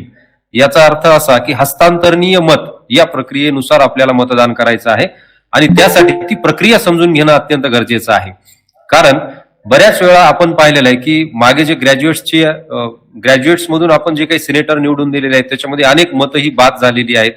त्यानंतर प्रिन्सिपल या कॅटेगरीतून सुद्धा काही मतं बाद झालेली आहेत. हे आपण पाहिलेलं आहे आणि तसा गोंधळ होऊ नये म्हणून काळजीपूर्वक आपल्याला ही जी प्रक्रिया आहे ती पाहायची आहे आणि त्याबद्दल आपण या ठिकाणी चर्चा करणार आहोत. तर सुरुवातीलाच जसं गोरे सरांनी सांगितलं की प्राधिकरण कशा पद्धतीची आहे, त्यांची रचना कशी आहे, त्यानंतर त्यांचे रोल्स आणि रिस्पॉन्सिबिलिटीज पाटील सरांनी आपल्याला या ठिकाणी सांगितलेले आहेत त्याच्यानुसार उद्या जी निवडणूक होणार आहे ती या 3 मुख्य ज्या अकॅडमिक ऑथॉरिटीज आहेत त्यासाठी होणार आहे, ज्याच्यामध्ये अकॅडमिक काउन्सिल आहे, एकूण 37 सदस्य संख्या आहे, त्यामध्ये आपल्याला 8 सदस्य हे निवडून द्यायचे आहेत, त्यासाठी आपण मतदान करणार आहोत. सिनेटमध्ये एकूण 74 सदस्य संख्या आहे, पैकी 39 सदस्य आपल्याला निवडून द्यायचे असतात निवडणूक प्रक्रियेद्वारे. आणि उद्या आपण जे मतदान करणार आहोत ते 10 सदस्यांसाठी करणार आहोत. आणि तिसरी जी अथॉरिटी आहे ती आहे बोर्ड ऑफ स्टडीज, ज्याच्यामध्ये ते विषयनिहाय आहे, ज्याच्यामध्ये साधारणतः 15 सदस्य असतात आणि पैकी जे आपल्याला हेड मधून निवडून द्यायचे आहेत ते 3 सदस्य उद्या आपल्याला निवडून द्यायचे आहेत. त्याबद्दल आपण या ठिकाणी चर्चा करणार आहोत. तर सुरुवातीला आपलं हे संपूर्ण या ठिकाणी जे उमेदवार आहेत ते कोण आहेत त्याबद्दल एक थोडस या ठिकाणी काही स्लाइड्स मी इन्क्लूड केलेले आहेत ते आपण पाहूयात. म्हणजे उद्या आपण ज्यांच्यासाठी निवडणूक किंवा ही प्रक्रिया जी राबवली जात आहे मतदान करणार आहोत ते सदस्य कोण आहेत हे या ठिकाणी आपल्याला पाहायला मिळतील. इथं तुम्ही पाहू शकता सायन्स आणि टेक्नॉलॉजी अकॅडमिक काउन्सिलसाठी ओपन या कॅटेगरीमधून 2 सदस्य तुम्हाला पाहायला मिळतील. पुढे जाऊयात, अकॅडमिक काउन्सिलमध्ये ओबीसी या कॅटेगरीसाठी 2 सदस्य तुम्हाला पाहायला मिळतील. सायन्स आणि टेक्नॉलॉजी ही जी फॅकल्टी आहे या फॅकल्टीमधून ती नावं तुम्हाला इथं पडद्यावरती दिसत आहेत. पुढं अकॅडमिक काउन्सिलसाठी कॉमर्स आणि मॅनेजमेंट मधून परत 2 नावं आपल्याला या ठिकाणी पाहायला मिळतील ओपन या कॅटेगरी मधून. आणि या सर्व ज्या 2 नावं तुम्हाला इथं पाहायला मिळतात त्यापैकी एक उमेदवार आपल्याला निवडून द्यायचा आहे प्रत्येक कॅटेगरीमधून. या ठिकाणी एसटी वुमेनसाठी कॉमर्स आणि मॅनेजमेंट मध्ये जागा सुटलेली होती, परंतु योग्य उमेदवार नसल्यामुळे ती जागा आता त्या ठिकाणी नील अशा पद्धतीनं राहणार आहे किंवा त्यासाठी आपण मतदान करणार नाही. त्यानंतर ह्युमॅनिटीज मध्ये तुम्हाला इथं 3 उमेदवार पाहायला मिळतील. या 3 पैकी एक उमेदवार आपल्याला निवडून द्यायचा आहे ओपन कॅटेगरीमध्ये. पुढं तुम्हाला एससी कॅटेगरीमध्ये एकूण अकॅडमिक काउन्सिलसाठी 5 सदस्य उभे असलेले पाहायला मिळतील. या 5 पैकी सुद्धा आपल्याला एक सदस्य निवडून द्यायचा आहे, हे आपल्याला विशेषत्वाने या ठिकाणी लक्षात घ्यायचं आहे. त्यानंतर इंटरडिसिप्लिनरी स्टडीजसाठी ओपन या कॅटेगरीमधून तुम्हाला 4 सदस्य पाहायला मिळतील. या 4 पैकी एक सदस्य आपल्याला निवडून द्यायचा आहे. आणि पुढं सिनेटचे जे कॉन्टेस्टंट्स आहेत ते या ठिकाणी तुम्हाला दिसतील. एकूण 23 उमेदवार उभे असलेले आपल्याला पाहायला मिळतील. तुम्ही या ठिकाणी यादी पाहू शकता. 1 ते 13 उमेदवार आपण इथं इन्क्लूड केलेले आहेत. पुढच्या स्लाइड वरती तुम्हाला 14 ते 23 असे एकूण 23 उमेदवार ओपन कॅटेगरीमधून सिनेटसाठी उभे असलेले आपल्याला पाहायला मिळतील. आता या 23 उमेदवारापैकी 5 उमेदवार आपल्याला निवडून द्यायचे आहेत. म्हणजेच याचा अर्थ असा आहे की इथं तुम्ही 1 पासून ते 23 पर्यंत प्रेफरन्स देऊ शकता. म्हणजे सुरुवातीपासून शेवटच्या कॅन्डिडेट पर्यंत आपल्याला प्रेफरन्स देता येऊ शकतो. आणि मग अशा ठिकाणी गोंधळ होण्याची शक्यता असते. तो कसा गोंधळ होऊ शकतो हे आपण या ठिकाणी पाहणार आहोत. कारण आपल्याला 5च जे कॅन्डिडेट आहेत ते निवडून द्यायचे आहेत. परत मतदानासाठी उभी असलेली संख्या 23 आहे. आपल्याला जो पसंती क्रम आहे तो या ठिकाणी आपण अशा पद्धतीने ठरवणं गरजेचं असतं. त्यानंतर सिनेटमध्ये तुम्हाला या ठिकाणी एससी कॅटेगरी मधून 8 उमेदवार उभे असलेले पाहायला मिळतील. या 8 पैकी एक उमेदवार आपल्याला निवडून द्यायचा आहे. पुढं एसटी कॅटेगरीमध्ये 4 उमेदवार तुम्हाला पाहायला मिळतील सिनेटसाठी उभे असलेले. त्यानंतर डीएनटी किंवा व्हीजेएनटी या कॅटेगरीमधून आपल्याला 4 उमेदवार पाहायला मिळतील. या 4 पैकी सुद्धा जे कॅटेगरीमध्ये उमेदवार आहेत त्यांना आपल्याला एक उमेदवार या सगळ्यांमधून निवडून द्यायचा आहे. पुढं ओबीसी कॅटेगरीमध्ये 6 उमेदवार आपल्याला पाहायला मिळतील. तर अशा पद्धतीनं अकॅडमिक काउन्सिल सिनेट यामध्ये वेगवेगळे उमेदवार आपल्याला पाहायला मिळतील कॅटेगरी वाईज. आणि या प्रत्येक हे जे उमेदवार आहेत यांच्यासाठी आपल्याला बॅलेट पेपर वेगवेगळ्या रंगाचे मिळणार आहेत, ती आपण या ठिकाणी पाहणार आहोत. इथं पाहू शकता तुम्ही 6 उमेदवार आहेत ओबीसी कॅटेगरीमधून. पुढं महिला या प्रवर्गातून सिनेटसाठी 5 उमेदवार आपल्याला उभे असलेले पाहायला मिळतील. इथं सुद्धा आपल्याला एक उमेदवार निवडून द्यायचा आहे. एका उमेदवारासाठी आपल्याला मतदान करायचं आहे. त्यानंतर बीओएस या ठिकाणी बीओएसचं जे स्ट्रक्चर आहे विषयनिहाय वेगवेगळं असतं. प्रत्येक विषयामध्ये वेगवेगळे त्या ठिकाणी तुम्हाला हे जे बीओएस आहेत त्यांची संख्या पाहायला मिळते. इथं आपण इंग्रजीचं उदाहरण घेऊ. इंग्रजीमध्ये तुम्हाला इथं 5 उमेदवार उभे असलेले पाहायला मिळतील. 5 पैकी 3 उमेदवार इथं आपल्याला निवडून द्यायचे असतात जे की हेड मधून असतात. जे विभाग प्रमुख आहेत त्या विषयाचे त्यामधून आपल्याला 3 उमेदवार निवडून देणं गरजेचं असते. आणि त्यासाठी त्या ठिकाणी अशा पद्धतीने ही निवडणूक प्रक्रिया होत असते. आता इंग्रजीसाठी इथं 5 उमेदवार आहेत, परंतु मराठीसाठी 8 उमेदवार असू शकतात किंवा हिंदीसाठी 7 उमेदवार असू शकतात. वेगवेगळे उमेदवार असू शकतात वेगवेगळ्या विषयासाठी. परंतु या सगळ्यांमधून आपल्याला 3च उमेदवार निवडून द्यायचे असतात, हे आपण इथं लक्षात घेतलं पाहिजे. त्यानंतर आपण पाहूया आता ही जी सगळी प्रक्रिया आहे ती कशा पद्धतीनं होत असते. विद्यापीठानं यासाठी एक सूचना किंवा सर्क्युलर जारी केलेला आहे. याच्यामध्ये तुम्हाला दिसेल की कुठल्या ऑथॉरिटीसाठी किती सदस्य तुम्हाला निवडून द्यायचे आहेत. इथं तुम्ही पाहू शकता की 27 तारखेला जे मतदान होणार आहे त्यामध्ये आपल्याला विद्यापीठ अधिसभेवरती अध्यापक गटामधून 10 सदस्य निवडून द्यायचे आहेत. पुढे विद्यापीठ अध्यापक गटामधून 3 सदस्य निवडायचे आहेत. विद्या परिषदेवरती प्रत्येक विद्याशाखा निवडून द्यायचे 2 अध्यापक, म्हणजे 4 विद्याशाखा प्लस 8, म्हणजे 4 दूनी 8 अशा पद्धतीने आपल्याला हे उमेदवार निवडून द्यायचे आहेत. त्यानंतर प्रत्येक अभ्यास मंडळावरती 3 सदस्य हे आपल्याला विभाग प्रमुखांसाठी निवडून द्यायचे आहेत. गोरे सरांनी याच्यावरती डिटेल्स तुम्हाला दिलेले आहेत की बीओएस मध्ये इतर सदस्य कसे त्या ठिकाणी मंडळावरती घेतले जातात. इथं निवड प्रक्रिया या ठिकाणी आहे. त्याचबरोबर इथं तुम्हाला उद्या म्हणजे 27/11/2022 रोजी 8 वाजल्यापासून सायंकाळी या ठिकाणी 5 वाजेपर्यंत हे मतदान चालणार आहे. आणि मतदान आपल्याला प्रेफरन्शियल असल्यामुळं त्या मतदानासाठी वेळ लागणार आहे. म्हणून आपण सकाळपासूनच त्या ठिकाणी मतदान केंद्रावरती जाणं आवश्यक आहे. तुम्ही जर ठरवलं की आपण दुपारी जाऊ किंवा सायंकाळी जाऊ तर तिथं गर्दी होण्याची शक्यता आहे. म्हणून ह्या गोष्टी टाळण्यासाठी आपल्याला सकाळपासूनच मतदान करावं लागणार आहे. कारण एका मतदाराला मतदान करण्यासाठी चांगला वेळ लागू शकतो. कारण 6 बॅलेट आणि अकॅडमिक काउन्सिलचे 6, त्याच्यानंतर सिनेटचे 6, बीओएसचे काही बॅलेट हे तुमच्या हातामध्ये असणार आहेत आणि प्रत्येक मतदान या ठिकाणी तुम्हाला करायचं आहे. म्हणून मतदाराला मतदान केंद्रावरती वेळ लागणार आहे, बूथवरती वेळ लागणार आहे. म्हणून वेळ आपण तो लक्षात घेतला पाहिजे. आणि लगेच 29/11/2022 सकाळी 10 वाजता या सर्व प्रक्रियेची मतमोजणी होणार आहे विद्यापीठामध्ये. तर हे एक सर्क्युलर या ठिकाणी आपण पाहू शकतो. पुढं याच सर्क्युलर मध्ये काही सूचना आपल्यासाठी दिलेल्या आहेत ज्या की अतिशय महत्वाच्या आहेत, त्या आपण लक्षात घेतल्या पाहिजे. मतदारांसाठी महत्वाच्या सूचना तर कोणत्या आहेत इथं बघू शकतो आपण. नंबर 1, प्रत्येक मतदारास एक हस्तांतरणीय मत असेल म्हणजेच प्रेफरन्शियल. याचा अर्थ असा आहे की आपण पाहिलं सिनेट साठी ओपन कॅटेगरी मधून 23 या ठिकाणी उमेदवार उभे आहेत. म्हणून तुम्हाला 1 ते 23 अशा पद्धतीने क्रम देता येतो.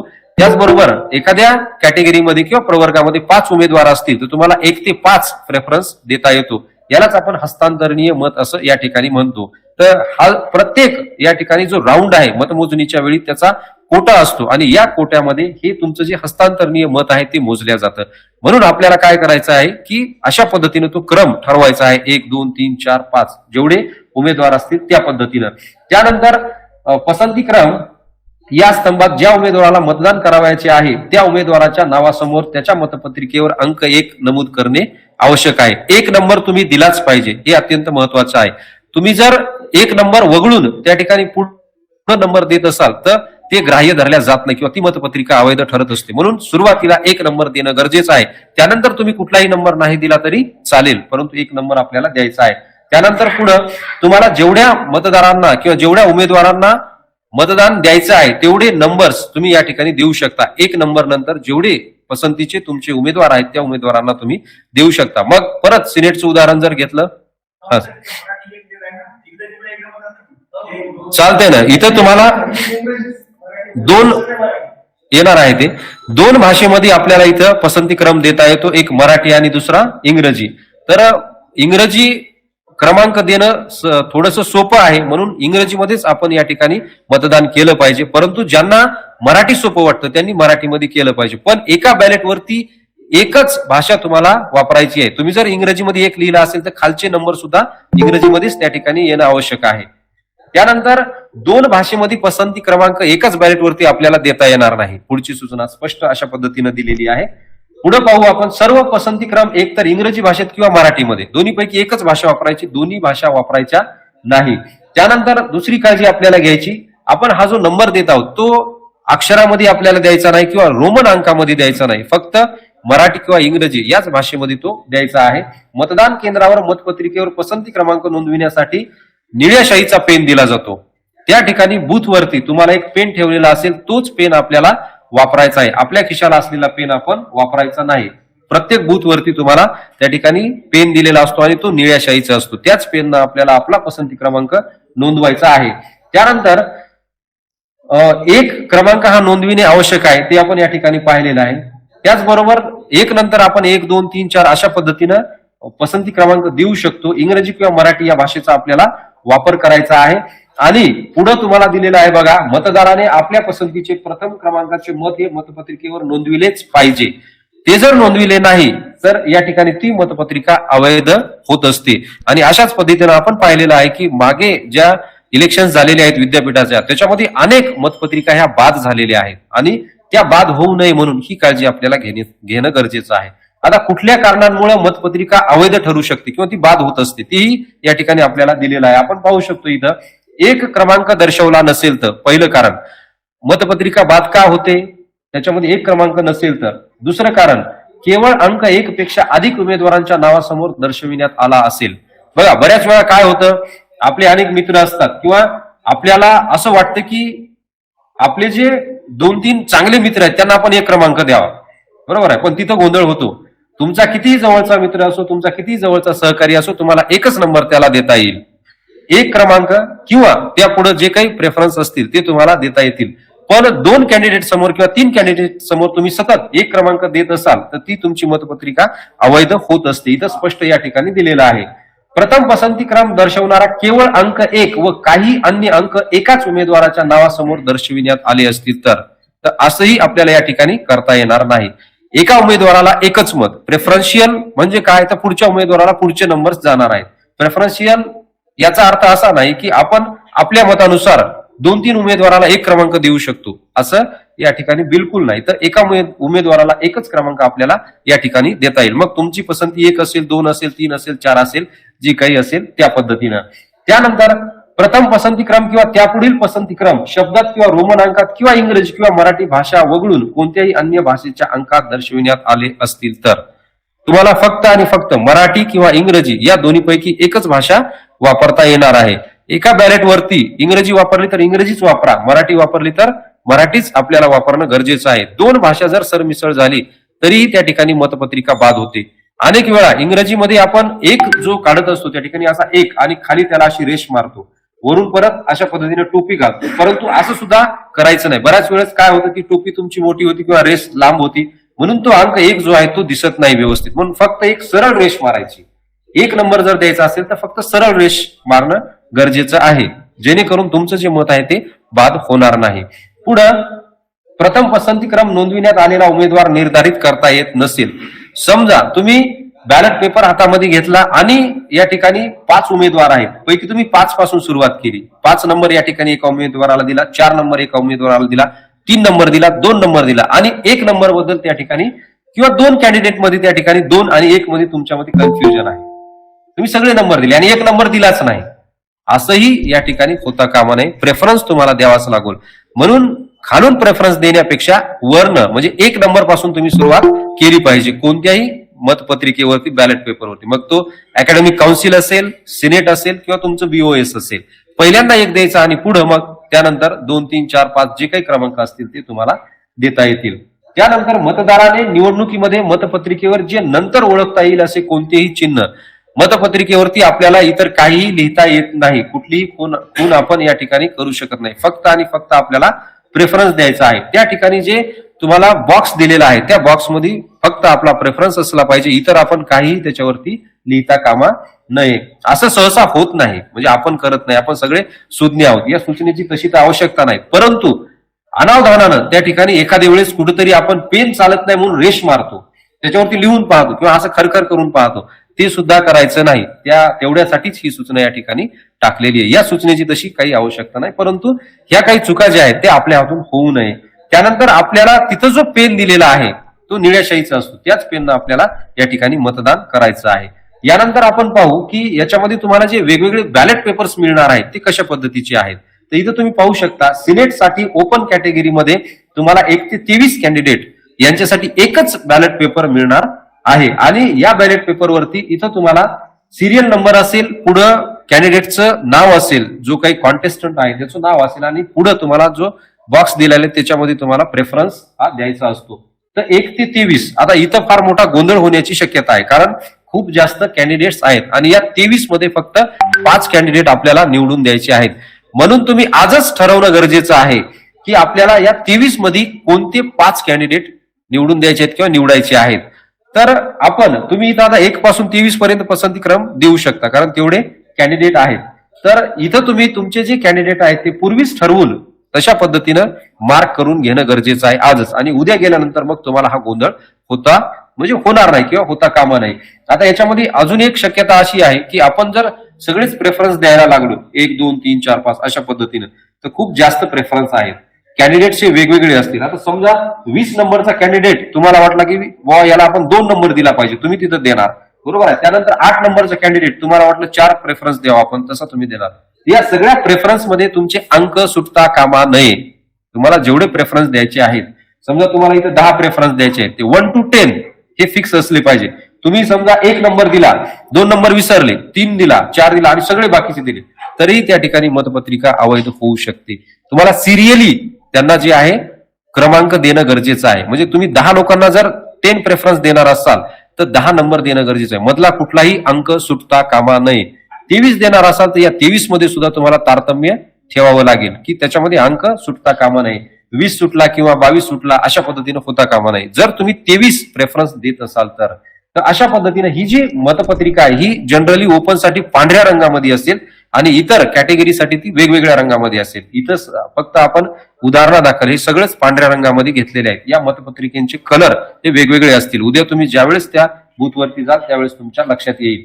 पुढे बघा तुम्ही, सिनेटसाठीच एससी प्रवर्गामधून 8 उमेदवार आहेत आणि त्यासाठी वेगळी मतपत्रिका तुम्हाला पाहायला मिळते. इथंही तोच फॉर्म्युला आहे. तुम्हाला ज्या पद्धतीने प्रेफरन्स द्यायचा आहे त्या पद्धतीने तुम्ही कुठलाही अंक न विसरता किंवा एकच अंक डबल न होता देणं गरजेचं आहे. समजा 4 नंबर या ठिकाणी तुम्ही 6 नंबरच्या कॅन्डिडेटला दिलेला आहे आणि परत 4च नंबर तुम्ही 2 नंबरच्या कॅन्डिडेटला दिला, म्हणजे एकच प्रेफरन्स डबल त्या ठिकाणी येत आहे. म्हणून तोही तुमचा जो प्रेफरन्स आहे तो बाद होणार आहे. म्हणून आपल्याला सिरियल जे आहे ते लक्षात घेणं गरजेचं आहे. त्यानुसार तो प्रेफरन्स देणं गरजेचं आहे. आणि म्हणूनच हे जे प्रेफरन्शियल वोटिंग आहे ते थोडंसं कॉम्प्लेक्स किंवा किचकट आपल्याला म्हणता येतं. अशा पद्धतीने ते असतं. त्यानंतर सिनेटसाठी एसटी प्रवर्गामध्ये 4 उमेदवार तुम्हाला पाहायला मिळतील आणि त्यांना सुद्धा तुम्हाला यामधून सुद्धा एक उमेदवार निवडून द्यायचा आहे आणि त्या पद्धतीनं आपल्याला वोटिंग करायचं आहे. परत तुम्हाला डीएनटी किंवा व्हीजेएनटी मध्ये 4 उमेदवार पाहायला मिळतील. 4 पैकी एक उमेदवार आपल्याला निवडून द्यायचा आहे सिनेटसाठी. तर या सगळ्या वेगवेगळ्या बॅलेट तुम्हाला पाहायला मिळतील. परत तुम्हाला ओबीसी साठी वेगळं बॅलेट मिळेल ज्याच्यामध्ये 6 उमेदवार उभे आहेत, त्यांची नावं येतील आणि पुढे तुम्हाला प्रेफरन्स द्यायचा आहे. त्यानंतर महिला प्रवर्गातून सुद्धा 5 उमेदवार या ठिकाणी सिनेटसाठी उभे आहेत आणि त्याच्यापैकी तुम्हाला एक उमेदवार निवडून द्यायचा आहे. अशा पद्धतीनं तुमच्याकडे सिनेटसाठी 6 बॅलेट पेपर असणार आहेत. ओपन आणि इतर ज्या बाकी कॅटेगरीज आहेत जे आपण आता पाहिलेले आहेत असे 6, आणि हे सगळे 6 बॅलेट तुम्हाला व्यवस्थितपणे पाहून त्याच्यावरती वोटिंग जो प्रेफरन्स आहे तो द्यावा लागणार आहे. म्हणून आजच आपण ठरवलं पाहिजे की आपल्याला कोणती उमेदवार या ठिकाणी निवडून द्यायचे आहेत. त्याच्याबद्दल आपल्या मनामध्ये क्लॅरिटी असली पाहिजे. तिथे गेल्यानंतर आपल्याला जास्त वेळ लागता कामा नये, कारण त्या 6 बॅलेट सिनेटच्या 6 बॅलेट तुम्हाला या ठिकाणी अकॅडमिक काउन्सिलच्या मिळणार आहेत. तर हे सगळं मतदान करण्यासाठी आपल्याला वेळ लागू शकतो. त्यानंतर आपण पाहू अकॅडमिक काउन्सिलसाठी कशा पद्धतीने तुम्हाला बॅलेट पेपर मिळणार आहे. इथं सुद्धा तुम्ही पाहू शकता सायन्स अँड टेक्नॉलॉजीसाठी 2 उमेदवार आहेत. ओपन कॅटेगरीमधून 2 उमेदवारांसाठी एक बॅलेट पेपर. परत ओबीसी कॅटेगरीमध्ये 2 उमेदवार त्याच फॅकल्टीमधून सायन्स अँड टेक्नॉलॉजी, त्यासाठी तुम्हाला वेगळ्या रंगाची या ठिकाणी बॅलेट पेपर मिळणार आहे. इथं 2 आहेत. त्यानंतर कॉमर्स आणि मॅनेजमेंट ओपन साठी तुम्हाला इथं पाहायला मिळेल 2 उमेदवार आहेत, एक बॅलेट पेपर तिथं मिळणार आहे. परत तुम्हाला ह्युमॅनिटीज साठी 3 उमेदवारांसाठी एक बॅलेट पेपर ओपन या कॅटेगरीमधून मिळणार आहे. कॉमर्समध्ये जी जागा महिला एसटी साठी सुटलेली होती तिथे कॅन्डिडेट नसल्यामुळं त्याची तुम्हाला बॅलेट पेपर मिळणार नाही. एकच बॅलेट पेपर कॉमर्स आणि मॅनेजमेंटसाठी आपल्याला मिळणार आहे. परत ह्युमॅनिटीज मध्ये तुम्हाला इथं पाहता येईल की एससी कॅटेगरीसाठी 5 कॅन्डिडेट्स आहेत, ती एक वेगळी बॅलेट पेपर तुम्हाला इथं मिळणार आहे. आणि इंटरडिसिप्लिनरी स्टडीज साठी एक बॅलेट पेपर तुम्हाला मिळणार आहे. म्हणजेच इथं सुद्धा काय आहे की इतर प्रवर्गासाठी जे योग्य उमेदवार आहे तो नसल्यामुळे ती बॅलेट पेपर इंटरडिसिप्लिनरी साठी आपल्याला मिळणार नाही, तिथं एकच मिळेल. तर अशा पद्धतीने तुम्हाला ह्युमॅनिटीज साठी 2 ballot paper, science and technology साठी 2 ballot paper, commerce and management साठी 1 आणि इंटरडिसिप्लिनरी स्टडीज साठी 1 बॅलेट पेपर. अशा पद्धतीने इथं 6 बॅलेट पेपर आपल्याला मिळणार आहेत. 6+6 अशा पद्धतीने हे सगळे बॅलेट पेपर्स आपल्याला पाहता येतील. पुढे बीओएस साठी प्रत्येक, आता ही जी बॅलेट पेपर मिळणार आहे ती सर्व विभाग प्रमुखांना मिळणार आहे. आणि इथं इंग्रजीचं परत आपण उदाहरण घेतलेलं आहे. 5 उमेदवार आहेत त्यांच्यासाठी एक बॅलेट पेपर आणि 5 पैकी तुम्हाला 3 उमेदवार जे आहेत ते निवडून द्यायचे आहेत. हे विषय निहाय त्या ठिकाणी असेल.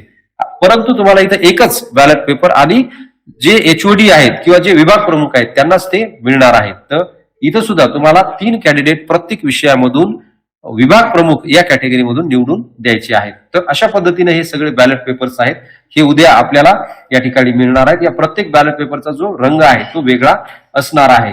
आता ही काय आहे कार्यपद्धती, कशा पद्धतीने, काही सूचना त्या ठिकाणी याच्यामध्ये रिपीट तुम्हाला पाहायला मिळतील. जसं की नंबर 1 तुम्हाला जो पेन दिलेला आहे, आता तुम्ही बूथवरती एंटर केल्यानंतर ही कार्यपद्धती तुम्हाला लक्षात घ्यायची.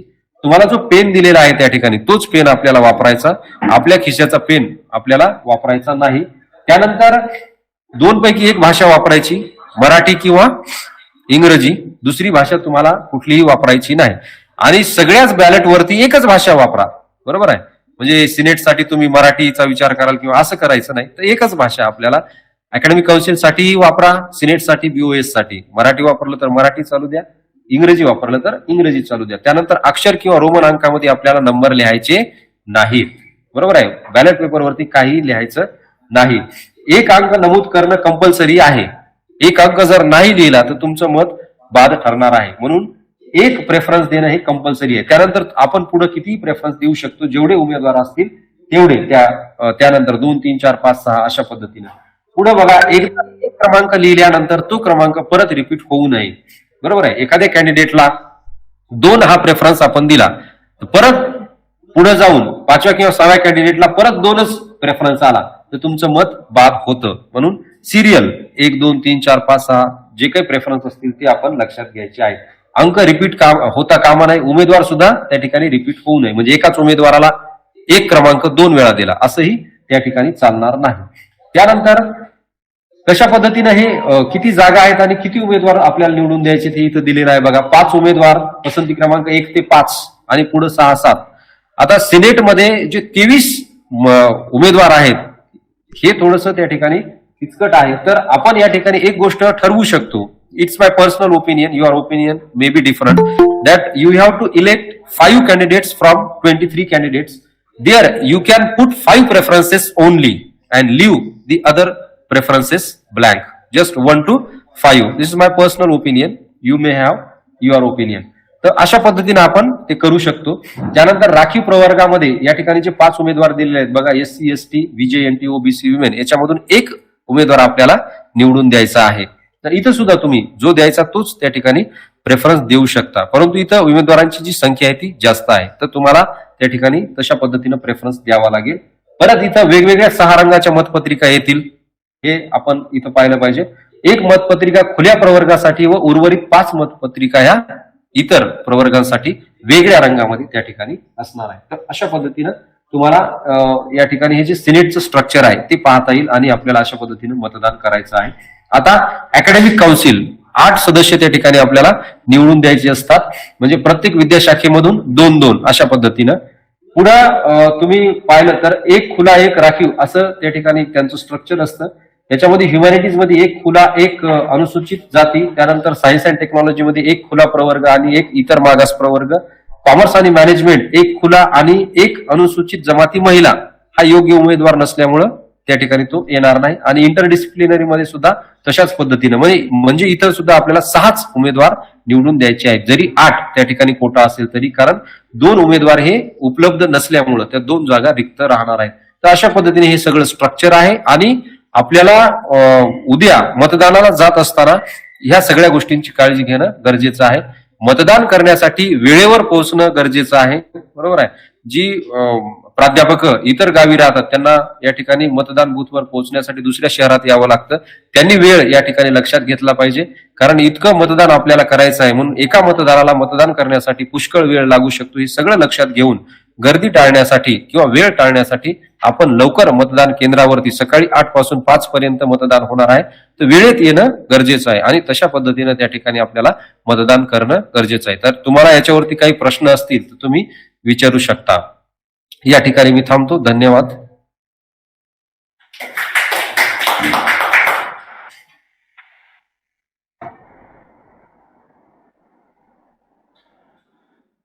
धन्यवाद डॉक्टर सावंत सर, आपने वोटिंग कैसे करना है इस बारे में विस्तार से और बहुत आसान शब्दों में हम सबको बताया, इसलिए आपका हृदय से धन्यवाद।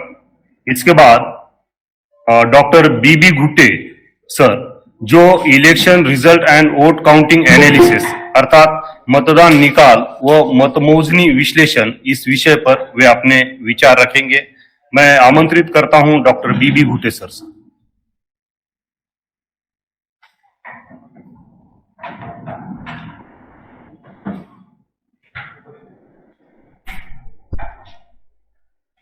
थँक्यू वाघ सर.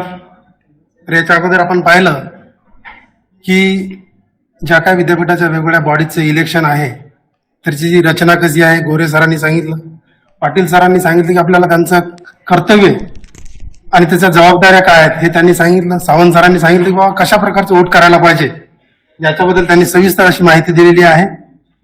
तर मी आज तुम्हाला या ठिकाणी की विद्यापीठाच्या विविध प्राधिकरणाच्या ज्या काही मतमोजणी आणि अंतिम निकाल कसा तयार करतात याच्याबद्दल थोडक्यात माहिती सांगण्याचा प्रयत्न करतो. तर procedure for election at polling centre आपण जर पाहिलं की आपल्या विद्यापीठाच्या परिसरामध्ये किंवा जेवढी काही कॅचमेंट एरिया आपल्या विद्यापीठाचा त्याच्यामध्ये आपल्याला वेगवेगळ्या अशा प्रकारचे सेंटर्स बघायला मिळतात. तर आपल्या विद्यापीठामध्ये जवळपास 17 सेंटर आहेत. हिंगोलीचं जसं आदर्श कॉलेज सेंटर आहे तसं प्रत्येक जिल्ह्यामध्ये वेगवेगळे सेंटर्स आहेत. काही तालुका प्लेसला सेंटर आहेत आणि हे सेंटर ठरवण्याची जबाबदारी रजिस्ट्रारची असते. रजिस्ट्रार म्हणजे आपल्या विद्यापीठाचे कुलसचिव. आणि याचा जो टाइम आहे ज्या वेळेला इलेक्शनचे नोटिफिकेशन निघते त्याच्यामध्येच टाइम मेन्शन केलेला असतो 8 ते 5 याच टायमामध्ये आपल्याला मतदान करावं लागतंय. एखादा कॅन्डिडेट जर असेल बाबा माझंच कॉलेज आहे मी तिथं जाईल 7लाच मतदान करून येईल, that is not possible. So त्या ठिकाणी टाइम फ्रेम देखील फार महत्वाचा आहे. त्याच्यानंतर जे इलेक्शन सेंटर आहे तर त्या ठिकाणी जे काही इन्फ्रास्ट्रक्चर आहे किंवा ज्या फॅसिलिटीज आहेत लाईट असेल बाकी अदर फॅसिलिटीज असतील हे सगळं प्रोव्हाइड करण्याचं काम हे त्या कॉलेजमधील प्राचार्यांचं असेल किंवा मॅनेजमेंटचं असेल. आणि त्या सर्व गोष्टी किंवा मॅनपॉवर असेल ह्या सर्व गोष्टी आपल्याला स्मूथ आणि टाइम मध्ये सगळ्या कंडक्ट झाल्या पाहिजे ही देखील फार महत्वाची गोष्ट त्याच्यामध्ये आपल्याला आढळून येते. त्याच्यानंतर जे काही उमेदवार आहेत उभे राहिलेले आहेत त्यांनी नॉमिनेशन केल्याच्या नंतर ज्या वेळेला ते विड्रॉल करतात, विड्रॉल केल्याच्या नंतर फायनल जी लिस्ट आहे 3 दिवसाच्या आत आपल्याला विद्यापीठाच्या साईटवरती त्या ठिकाणी प्रसिद्ध झालेली दिसते. त्याच्यानंतर दुसरा आपल्या मनामध्ये प्रश्न येतो की बाबा जे काही व्यक्ती मतदान घेण्यासाठी त्या सेंटरवरती येतात, समजा फॉर एक्झाम्पल आदर्श कॉलेजला मतदान आहे आणि त्या ठिकाणी काही आपल्याला विद्यापीठातले लोक दिसतात मतदान अधिकारी म्हणून, तर त्या ठिकाणी ते कसं मतदान करणार?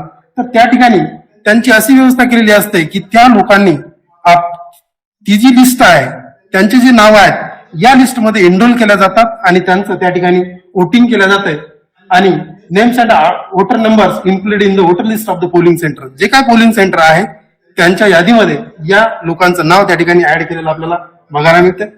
त्याच्यानंतर ही जी काही छाननी आहे वोटिंग पेपरची ती कशी केल्या जाते? All voting paper scrutinise by the registrar. जे काही विद्यापीठाचे रजिस्ट्रार आहेत किंवा कुलसचिव आहेत या सगळ्या मतपत्रिकेची छाननी करतात किंवा त्यांनी एखादा माणूस प्राधिकृत अशा प्रकारचा माणूस नेमलेला आहे तो त्याची छाननी करतो आणि छाननी केल्याच्या नंतर ते जे वेगवेगळ्या सेंटरवरचे मतपत्रिका आहेत ते एकत्र कंबाईन करतात, मिक्स करतात. The candidate or his agent must be voter of particular constituency duly authorise by him in writing on his behalf. एखाद्या एजंट आपण पाहतो की बूथ वरती वेगवेगळे प्रतिनिधी असतात आणि प्रतिनिधी ज्यांना व्हायचा असेल त्यांना एक अट आहे की it must be voter of particular constituency, म्हणजे तो पर्टिक्युलर त्या पेरिफेरीमध्ये एक मतदार असला पाहिजे. आणि दुसरी महत्वाची गोष्ट की जो काही उमेदवार उभा आहे त्याच्याकडून त्याला एक ऑथराईज अशा प्रकारचं करून घ्यावे लागेल तरच त्या ठिकाणी तो त्या ठिकाणी एजंट म्हणून काम करू शकेल. काउंटिंग ऑफ वोटिंग पेपर्स की याची मतमोजणी कसं करतात? After the voting papers for an electoral body having scrutinise and counted the register of the person authorise by registrar examine the voting papers, sort them into parcel according to the first preference recorded for each candidate, rejecting voting papers that are invalid. आपण पाहतो की हे mix केल्याच्या नंतर मतपत्रिका त्याच्यामध्ये सुरुवातीला जे काही रजिस्टर असेल किंवा त्यांनी प्राधिकृत केलेला जो काही अधिकारी असेल तर ते काय करतात याच्यातले व्हॅलिड व्होट कोणते आहेत आणि नॉन व्हॅलिड व्होट कोणते आहेत. नॉन व्हॅलिड जर असेल तर ते काढून टाकून देतात बाजूला. जे व्हॅलिड आहे त्याच्यामध्ये फर्स्ट प्रेफरन्स कोणाला मिळालेला आहे अशांचं ते गठा तयार करतात. The register of the person or person authorized count the number की हे जे नंबर्स आहेत ते काउंट कसं करतात त्याचा एक फॉर्म्युला आहे की समजा फॉर एक्झाम्पल आपण पाहिलं की कोटा कशाला बनायचं. कोटा म्हणजे अशी संख्या की एखाद्या कॅन्डिडेटला उमेदवाराला जर निवडून यायचं असेल तर त्याला लागणारी संख्या मिनिमम संख्या निवडून येण्यासाठी. So that is nothing but the quota. Total number of valid votes आपण पाहिलं की सिनेटसाठी 2063 काहीतरी मतदार आहेत. 2063 हे जे काय झालं टोटल मतदान झालं. पण व्हॅलिड वोट्स किती आहेत तर त्याच्यातला आकडा एखाद्या 100 कमी होऊ शकतो, 150 कमी होऊ शकतो, 200 कमी होऊ शकतो जर मतदान अवैध झालं तर. तर टोटल जो काही नंबर आहे व्हॅलिड मताचा and divided by number of vacancy. समजा फॉर एक्झाम्पल आपण पाहू एक एक्झाम्पल की समजा फॉर एक्झाम्पल सिनेटच्या इलेक्शन मध्ये 5 उमेदवार रिंगणामध्ये आहेत, म्हणजे सॉरी 5 जागा आहेत, 5 वॅकंट सीट आहेत आणि त्याला लढवणारे 30 कॅन्डिडेट आहेत इलेक्शन लढवणारे. तर जे काही 5 वॅकन्सीज आहेत 2000 ही एक आपण संख्या रॅन्डम घेतलेली आहे, that is not accurate. 2000 divided by 5 plus 1 याचा जर आपण रेशो काढला तो 234.33 आणि ह्या 234.33 मध्ये ऑलरेडी आपण एक म्हणजे त्याच्यानंतर 234.35 वगैरे संख्या येणार नाही किंवा एखादा म्हणेल किंवा 50च्या पुढे गेल्याच्या नंतर काय समजा 334.60 तर त्या ठिकाणी देखील त्या ठिकाणी 334 संख्या आपल्याला दिसेल. जर एखाद्या कॅन्डिडेटला जर निवडून यायचं असेल तर एवढी जर संख्या असेल आणि एवढा जर कोटा त्यांना मिळवला तर he is elected on the any body. त्याच्यानंतर दुसरा एक फॉर्म्युला आहे, सॉरी दुसरं एक एक्झाम्पल पाहू आपण की समजा फॉर एक्झाम्पल की अकॅडमिक काउन्सिलमध्ये एकच व्हॅकन्सी सीट आहे आणि या एकच व्हॅकन्सीसाठी नंबर ऑफ व्होट्स आपण पाहिलं 2000 आहे की त्याच्यामध्ये जर आपण पाहिलं की त्या कॅन्डिडेटला 2च जर कॅन्डिडेट असेल तर जो कॅन्डिडेट पहिल्या प्रेफरन्सचे 1001 मतदान घेईल तो निवडून येईल. त्याच्यानंतर तिसरं एक एक्झाम्पल पाहू आपण की समजा for example BOS board of studies याच्यामध्ये समजा मराठी डिपार्टमेंट असेल किंवा इंग्लिश डिपार्टमेंट असेल तिथं व्हॅलिड जे काही वोट्स असतील समजा फॉर एक्झाम्पल 28 असतील तर त्या ठिकाणी 3 व्हॅकन्सीज आहेत, BOSच्या 3 व्हॅकन्सीज आहेत, 3+1. तर त्या ठिकाणी जो कोटा आहे निवडून येण्यासाठी तो 23 असणं गरजेचं आहे. 23 जर आला तर he is elected on the BOS board of studies. त्याच्यानंतर चौथे एक एक्झाम्पल पाहू फिजिक्स मॅथमॅटिक्स या विषयामध्ये आपण जर पाहिलं की नंबर ऑफ डिपार्टमेंट जे आहेत नंबर ऑफ HOD जे आहेत ते 45 आहेत आणि 45 आणि 3 व्हॅकन्सीज आहेत. तर 3+1 याचा जर आपण रेशो पाहिला 11.25 म्हणजे तो कोटा आहे. ज्या उमेदवाराला 11 मतदान पडलं हेड ऑफ द डिपार्टमेंटचं he is elected on the BOS आणि त्याच्यावरती जर पडलं so that is also good. त्याच्यानंतर पाहू आपण काउंटिंग ऑफ वोटिंग पेपर्स की याची काउंटिंग जी आहे ती कशा प्रकारे केली जाते. The candidate or his agent आपण पाहिलं की जो काही कॅन्डिडेट असेल किंवा त्याचा जो एजंट असेल तर तो त्या कॉन्स्टिट्युएन्सी असला पाहिजे म्हणजे पर्टिक्युलर तो मतदार असला पाहिजे. त्याच्यानंतर त्याला लिहून द्यावा लागेल किंवा एक फॉर्म भरून द्यावा लागतो विद्यापीठामध्ये की बाबा मला या काउंटिंगसाठी यायचं आहे आणि तो उमेदवारानं व्हॅलिड केला पाहिजे. त्याच्यानंतर तो तिथे गेल्याच्या नंतर त्याला एक अंतर दिलं जातंय की त्या अंतरावरच राहून तुम्ही बघायचं की त्या अंतरावर राहूनच तुम्ही मोजायचं. आपल्याला त्या 2 चिठ्ठ्या आपल्याला ज्या काय मतपत्रिका आहेत त्या आपल्याला हे करता येणार नाहीत. If at the end of any count the number of votes credited to a candidate is equal to or greater than quota, the candidate shall thereupon be declared as elected. ज्या कॅन्डिडेटनं कोटा कम्प्लीट केला ज्याला पाहिजे तेवढा कोटा त्याने जर complete केला तर त्याच ठिकाणी तो विजयी झालेला असतो. पण दुसरी बाजू आपण अशी पाहिली की ज्या कॅन्डिडेटनं कोटा जर कम्प्लीट केला नाही if at the end of any count the number of votes credited to a candidate is greater than the quota, the surplus shall be transferred as provided in this statute to the continuing candidates for whom the next available preference have been. की एखाद्या कॅन्डिडेटला पहिला कोटा जर complete केला नाही काही candidate समजा 5 पैकी 2 निवडून आले बाकीच्या कॅन्डिडेटचं काय 3 जर कॅन्डिडेट बाकीचे जे आहेत त्यांना फर्स्ट प्रेफरन्सचा कोटा मिळाला नाही at that time there will be the second preference will be calculated.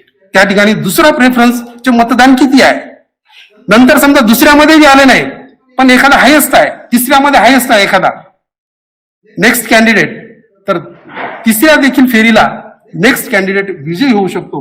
या ठिकाणी असं सांगावं असं वाटतं. If more than 1 candidate has surplus the largest surplus shall be first dealt with. Surplus म्हणजे काय की एखाद्या उमेदवाराला पडलेली मते मूळ मतं म्हणजे ज्याला प्रेफरन्स 1 नंबरचा मिळालेला आहे आणि दुसरं जे आहे, दुसरं म्हणजे बुवा तो निवडून आलेला आहे. ओके, तर निवडून आलेल्या कॅन्डिडेटचे जे काही मतदान आहे, उदाहरणार्थ सरप्लस, ते मतदान पहिल्यांदा तिथं जे काही मतपत्रिका आहेत त्या वेगळ्या करतात. पहिल्यांदा ते स्टडी करतात की याच्यात कोणाला जास्त सरप्लस आहे, आणि त्या चिठ्ठ्या एक वेगळ्या करून त्याचा एक बंच किंवा त्याला गठ्ठा, आपण पार्सल असं म्हणतो, ते वेगळं करतात. The register of the person authorised by him shall not transfer surplus when the surplus together with any other surplus not transferred is less than the difference. त्याच्यातलं जर डिफरन्स जर कमी असेल तर ते सरप्लस ते त्या ठिकाणी काउंट केलं जात नाही. उदाहरणार्थ कधी काउंट केलं जात नाही, between the votes of the candidate lowest on the poll and the votes of the next highest candidate, अशी जर कंडिशन असेल तर त्या ठिकाणी जे काही सरप्लस मतदान आहे त्या ठिकाणी हे होत नाही. Between the total of the votes of the 2 or more candidates lowest on the poll and the votes of the next highest candidate. If the votes credited to an elected candidate consist of original votes only, the registrar of the person or person authorized by him shall examine all the papers contained in the parcel of the elected candidate whose surplus is to be transferred. की आपण पाहिलं की preference 1 झाल्याच्या नंतर एखादा candidate निवडून आला, पण त्याच्यामध्ये अशा काही मतपत्रिका आहेत त्याच्यामध्ये 2 आहेत, 3 आहेत, 4 आहेत. तर ह्या मतपत्रिकेचा देखील जे काही रजिस्टर असेल किंवा त्यांनी जी काही ऑथॉरिटी तिथे नेमलेली असेल तर ते त्याच्यातून वेगळे करतात. If the votes credited to an elected candidate consist of original and transferred votes or transferred votes only, the registrar of the person authorized by him shall examine the papers contained in the sub-parcel last received by the elected candidate whose surplus is transferred. की कोणाचे असे surplus आहे त्याचे सगळे सब parcel म्हणजे गठ्ठे त्या ठिकाणी बनवलेले जातात. In either case, the registrar of the person or person authorized by him shall sort the transferable papers into sub-parcel according to the next available preference recorded thereon, shall make a separate sub-parcel of the non-transferable papers and shall ascertain the number of papers in each sub-parcel of transferable papers. त्याच्यानंतर आपण पाहू की हे जे counting आहे तर त्याच्यामध्ये अजून काय आहे, तर total number of papers in the sub parcel are transferable किती आहेत, या सगळ्या गोष्टी या ठिकाणी त्या ठिकाणी तयार करतात. आणि अशा प्रकारे एक वेगवेगळे गठे तयार करून प्रेफरन्स वाईज कोणाला प्रेफरन्स, समजा एखादा कॅन्डिडेट 2 नंबरला आहे, त्याला फर्स्ट कोटा कम्प्लीट झाला नाही, तर त्याला 2 नंबरचे किती आहेत, जर 2 नंबरला त्यानं कोटा कम्प्लीट केला ही इज इलेक्टेड. ओके, त्याच्यानंतर result and scrutiny and counting, की final result after the scrutiny and counting is completed, एकदा काउंटिंग झाली आणि सगळी स्क्रुटिंग झाली की त्यावेळेला जे विद्यापीठाचे रजिस्ट्रार ते तात्काळ कुलगुरूला कळवतात की अशा अशा प्रकारचं झालेलं आहे. On the result of the election being reported as aforesaid, the result of the counting showing for each candidate the number of first votes obtained and the successive additions, ज्या काही ऍडिशन आहेत, सबस्ट्रॅक्शन आहेत, ते सगळं केल्याच्या नंतर immediately after the final result is prepared, त्याच्यानंतर लगेच फायनल रिझल्ट तयार केले जातात. The voting paper shall be sealed in the pocket with the seal of one or more the scrutinizers and then handed over to registrar for safe custody until the destruction of voting papers. त्याचे काय counting झाल्याच्या नंतर जे काय papers आहेत ते सगळे एका ठिकाणी कलेक्ट केले जातात आणि ते चांगल्या प्रकारे ठेवले जातात until the destruction of the voting papers. त्याच्यानंतर एकदा तुम्ही निवडून आल्याच्या नंतर समजा फॉर एक्झाम्पल तुमचं नॉमिनेशन तुम्ही इलेक्शन मधून निवडून आले की ऍज अ सिनेट मेंबर, तर अशा प्रकारे तुम्हाला जर प्रोफार्मा पाहिला तुम्ही, it is proforma for the Senate, अशा प्रकारचं तुम्हाला रजिस्ट्रार करून अशा प्रकारचं पत्र तुम्हाला मिळतंय. आणि त्याच्यामध्ये I have pleasure to inform that under the provision of section 28(2)R of the Maharashtra public university act, अशा प्रकारचं एक पत्र तुम्हाला त्या ठिकाणी मिळतंय. दुसरं जर नॉमिनेशन तुमचं जर बीओएस इलेक्शन मधून जर तुम्ही निवडून आले तर अशा प्रकारचं बीओएसचं पत्र या ठिकाणी तुम्हाला एक्झाम्पल म्हणून दाखवलेलं आहे. जे कोणी कॅन्डिडेट उभे आहेत त्यांना अशा प्रकारचं रजिस्ट्रारच्या साईन केलेलं पत्र त्यांना त्या ठिकाणी मिळालेलं आपल्याला दिसेल. त्याच्यानंतर appeal, no demand of recounting shall be entertain after the final round are over. एकदा सगळं मतदान मोजणी झाली आणि त्याच्यानंतर आपण गेलो किंवा रिकाउंट करा, so that facility is not provided in the such elections. The candidate or the representative of the candidate may raise objection at the end of particular count. समजा पहिली फेरी झाली, दुसरी फेरी झाली, तर त्या पहिल्या किंवा दुसऱ्या फेरीला किंवा तिसऱ्या फेरीला त्या पर्टिक्युलर फेरीला त्या ठिकाणी सांगू शकता तुम्ही की बाबा ही फेरी जी आहे ती रिपीट करा, ते रिकाउंट करू शकता. Any appeal against the result of the election shall be preferred to the Vice Chancellor within the 30 days from the date of declaration of the result. एकदा रिझल्ट डिक्लेअर झाल्याच्या नंतर 1 महिन्याच्या आत तुम्हाला जर अपील करायचं असेल तर तुम्ही ते कुलगुरू साहेबांकडे करू शकता. अशा प्रकारची तजवीज आपल्याला ह्या महाराष्ट्र युनिव्हर्सिटी ऍक्ट मध्ये बघायला मिळते. The voting papers and all the other papers or records relating to the election shall be destroyed after 6 months from the date of declaration of the result. एकदा रिझल्ट डिक्लेअर झाल्याच्या नंतर 6 महिन्याच्या नंतर ते सगळे जे काय रेकॉर्ड आहे, मतपत्रिका जे काय ते डिस्ट्रॉय करतात.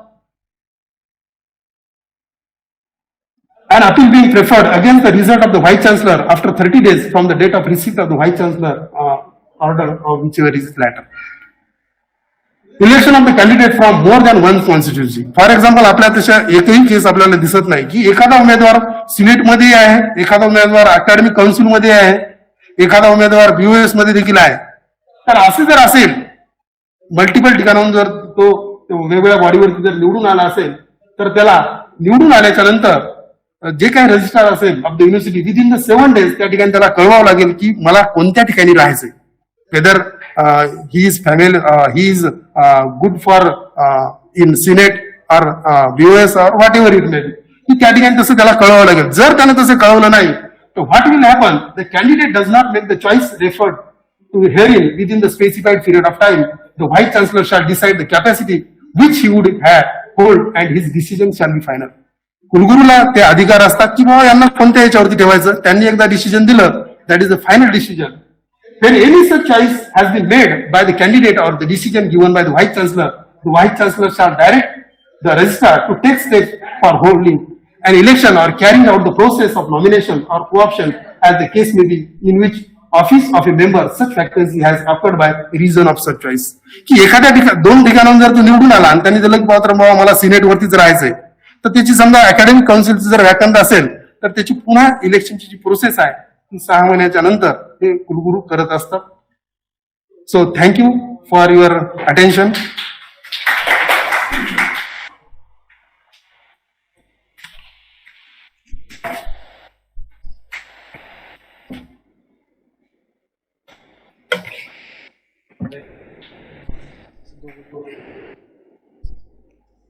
इसके बाद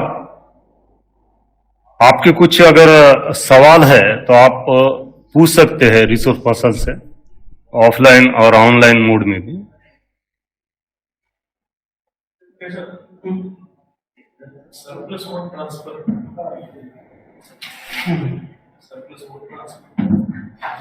सरप्लस का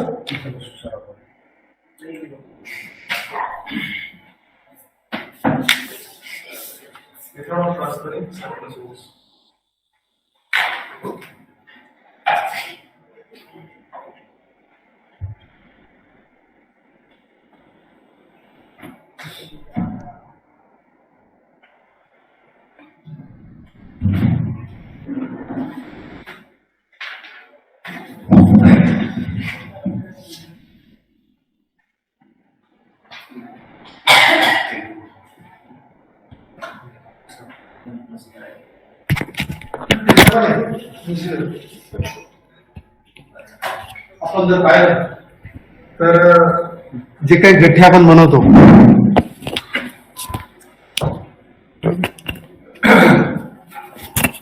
समजा एखाद्या कॅन्डिडेटनं कोटा कम्प्लीट केला नाही तर त्या ठिकाणी सेकंड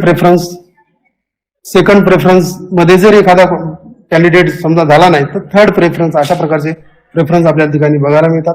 दुसरी महत्वाची गोष्ट, जिथं 1 to 1 फाईट आहे, एकच जागा 2च उमेदवार, त्या ठिकाणी तर क्लिअरच आहे. पण सरप्लस जे मतदान आहे, सरप्लस म्हणजे काय की त्या ठिकाणी जे काय मूल्य आहे, मताचं मूल्य, त्या ठिकाणी एक फॉर्म्युला आहे. अधिकच्या मताची एकूण संख्या म्हणजे सरप्लसची एकूण संख्या इंटू विशिष्ट उमेदवारास हस्तांतरित केलेल्या म्हणजे ट्रान्सफर झालेले जे काय मतदार आहे याचा गुणाकार आणि त्याला भागिले वैध हस्तांतरणी मतपत्रिकांची एकूण संख्या, याचा फॉर्म्युला जर आपण काढला तर याच्यावरून आपण एक कॅल्क्युलेट करतात आणि ते ऍडिशन करून त्याच्यामध्ये ऍड करतात.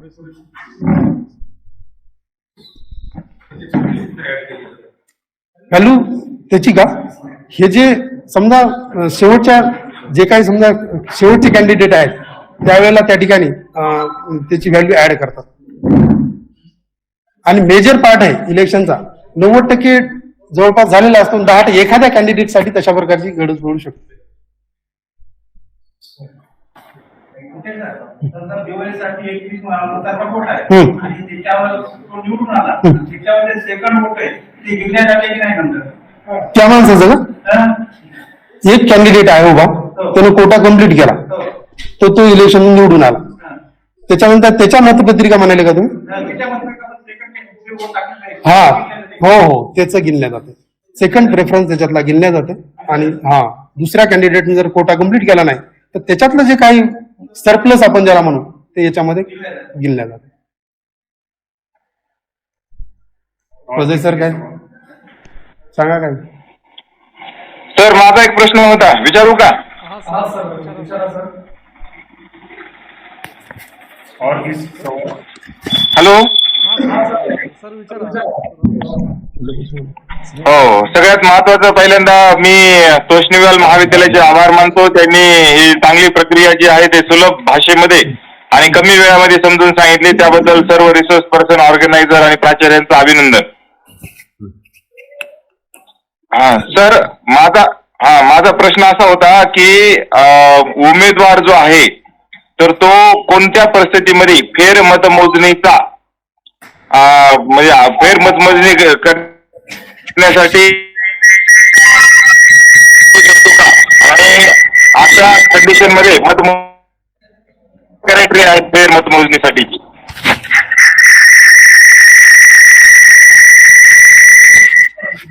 सर धन्यवाद सर. सरांचा क्वेश्चन असा आहे की उमेदवार फेरमोजणी कोणत्या परिस्थितीत करू शकतो? कुठे सर उत्तर देते? हा सर, तुमचा प्रश्न कळाला. फेर मोजणी आपण केव्हा करू शकतो की ज्या वेळेला चालू आहे, शेवटी फेरी झाल्याच्या नंतर एकदा जर आपण हे केलं तर त्या ठिकाणी आपल्याला रिकाउंटिंग करता येत नाही. एकदा जर आपला फायनल रिझल्ट झाला, फायनल मतमोजणी झाली तर त्यानंतर आपण हे करू शकत नाही. पण त्याच्यानंतर तुम्ही कुलगुरूकडे अपील करू शकता 7 दिवसाच्या आत, तर त्या ठिकाणी तुम्हाला ते हे करू शकतो. बरं सर, धन्यवाद. Thank you sir.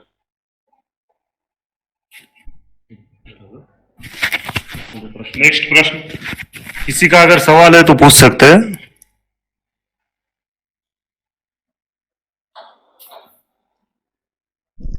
Pawar sir, doctor Gopal Pawar sir, तुम्ही आता विचारू शकता प्लीज.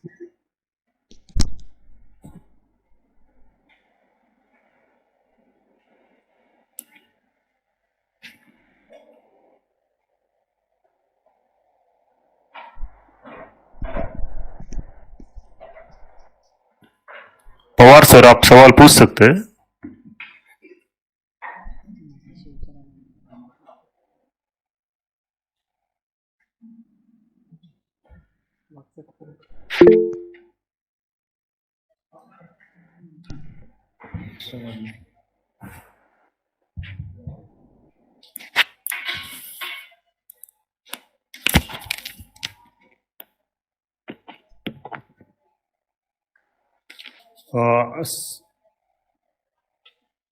अभी जो रिसोर्स पर्सन हमारे doctor Rajesh Gore sir, doctor DW Patil sir, doctor DG Sawant sir और डॉक्टर BB घुटे सर, इन्होंने आज की इस कार्यशाला में जो प्रेजेंटेशन किया है उसके बाद जो सवाल जवाब पूछे गए हैं उसका समर्पक उत्तर देने का उन्होंने प्रयास किया है. तो इस कार्यशाला में सबसे पहले डॉक्टर राजेश गोरे सर ने बहुत अच्छी तरह से अपने विचार रखे हैं. उनका स्वागत करने के लिए मैं डॉक्टर RT चौहान सर से निवेदन करता हूं कि वे उनका स्वागत करें.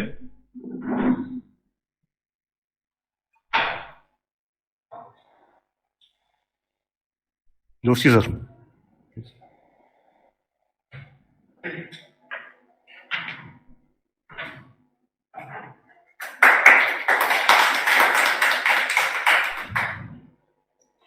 दूसरे रिसोर्स पर्सन थे डॉक्टर DW पाटिल सर. इनका स्वागत करने के लिए मैं IQC coordinator doctor Rajesh Joshi sir से निवेदन करता हूं कि वे उनका स्वागत करें.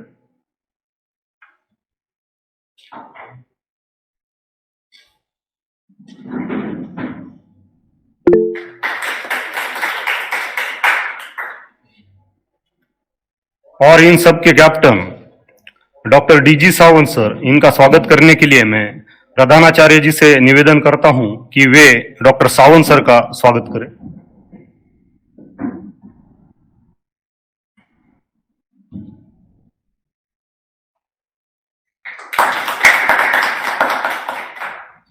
और लास्ट बैट्समैन हमारे डॉक्टर घूटे सर हार्दिक पांड्या, इन्होंने आखिर में जो महत्वपूर्ण जो इलेक्शन की जो वोटिंग है वो किस तरह से की जाती है, तो उसके फार्मूले उन्होंने बताए हैं बहुत आसान तरीके से।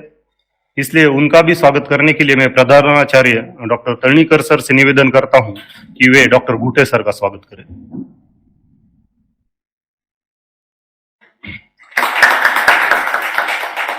इसके बाद अंतिम पड़ाव आभार ज्ञापन यानी वोट ऑफ थैंक्स, इसके लिए मैं विजय कोले सर से निवेदन करता हूं कि वे इस कार्यशाला का आभार ज्ञापन करें।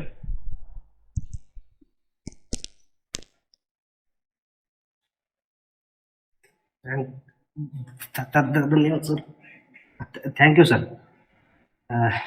तोष्णीवाल कला वाणिज्य विज्ञान महाविद्यालय शेनगाव या ठिकाणी how to cast vote for university election या विषयावरती एक दिवसीय कार्यशाळा संपन्न होत आहे. यासाठी कार्यक्रमाचे अध्यक्ष म्हणून आपल्या महाविद्यालयाचे माननीय प्राचार्य डॉक्टर S.G. तळणीकर सर या कार्यक्रमाला उपस्थित राहिले, त्याबद्दल त्यांचे मी खूप खूप आभार मानतो.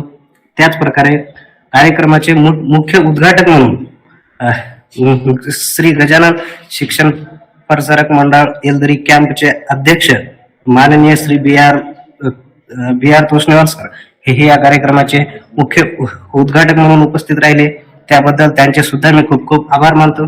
त्याच प्रकारे या कार्यक्रमाचे प्रमुख पाहुणे म्हणून महाविद्यालय विकास समितीचे अध्यक्ष आदरणीय श्री रमणजी तोष्णीवाल सर हे सुद्धा या कार्यक्रमाला प्रमुख पाहुणे म्हणून उपस्थित राहिले, त्याबद्दल त्यांचे सुद्धा मी खूप आभार मानतो. त्याच प्रकारे या कार्यक्रमाचे resource persons doctor D.G. Sawant sir, doctor B.B. Ghute sir, doctor R.S. Gore sir आणि डॉक्टर D.W. पाटील सर यांचे सुद्धा मी खूप खूप आभार मानतो की त्यांनी how to cast vote for university election या विषयावरती सखोल माहिती आपल्याला दिलेली आहे. त्याच प्रकारे आपल्या महाविद्यालयाचे IQAC coordinator doctor R.A. Joshi sir हे सुद्धा आपल्या कार्यक्रमाला वेळात वेळ काढून उपस्थित राहिले, त्याबद्दल त्यांचे सुद्धा मी खूप खूप आभार मानतो. आणि असेच कार्यक्रमाचे समन्वयक doctor U.L. Sahu sir, doctor S.S. Markad sir आणि मिस्टर A.P. नाईक सर यांनी सुद्धा आपल्या कार्यक्रमाला उपस्थित राहिल्याबद्दल त्यांचे सुद्धा खूप खूप आभार मानतो. त्याच प्रकारे आपले या कार्यक्रमाचे सूत्रसंचालक डॉक्टर V.G. वाघ सर यांनी सुद्धा आपल्या कार्यक्रमासाठी सूत्रसंचालन केले, त्यामुळे त्यांचे सुद्धा खूप खूप आभार मानतो. त्याच प्रकारे फिजिकल आणि व्हर्च्युअल प्लॅटफॉर्मवरील जे ऑनलाईन आणि ऑफलाईन ऑडियन्स त्यांनी सुद्धा हे कार्यक्रम खूप चांगल्या प्रकारे ऐकून घेतला आणि आपल्या कार्यक्रमाची शोभा वाढवली, त्याबद्दल त्यांचे सुद्धा मी खूप खूप आभार मानतो. आणि अध्यक्षाच्या वतीने हा कार्यक्रम संपला असं मी जाहीर करतो.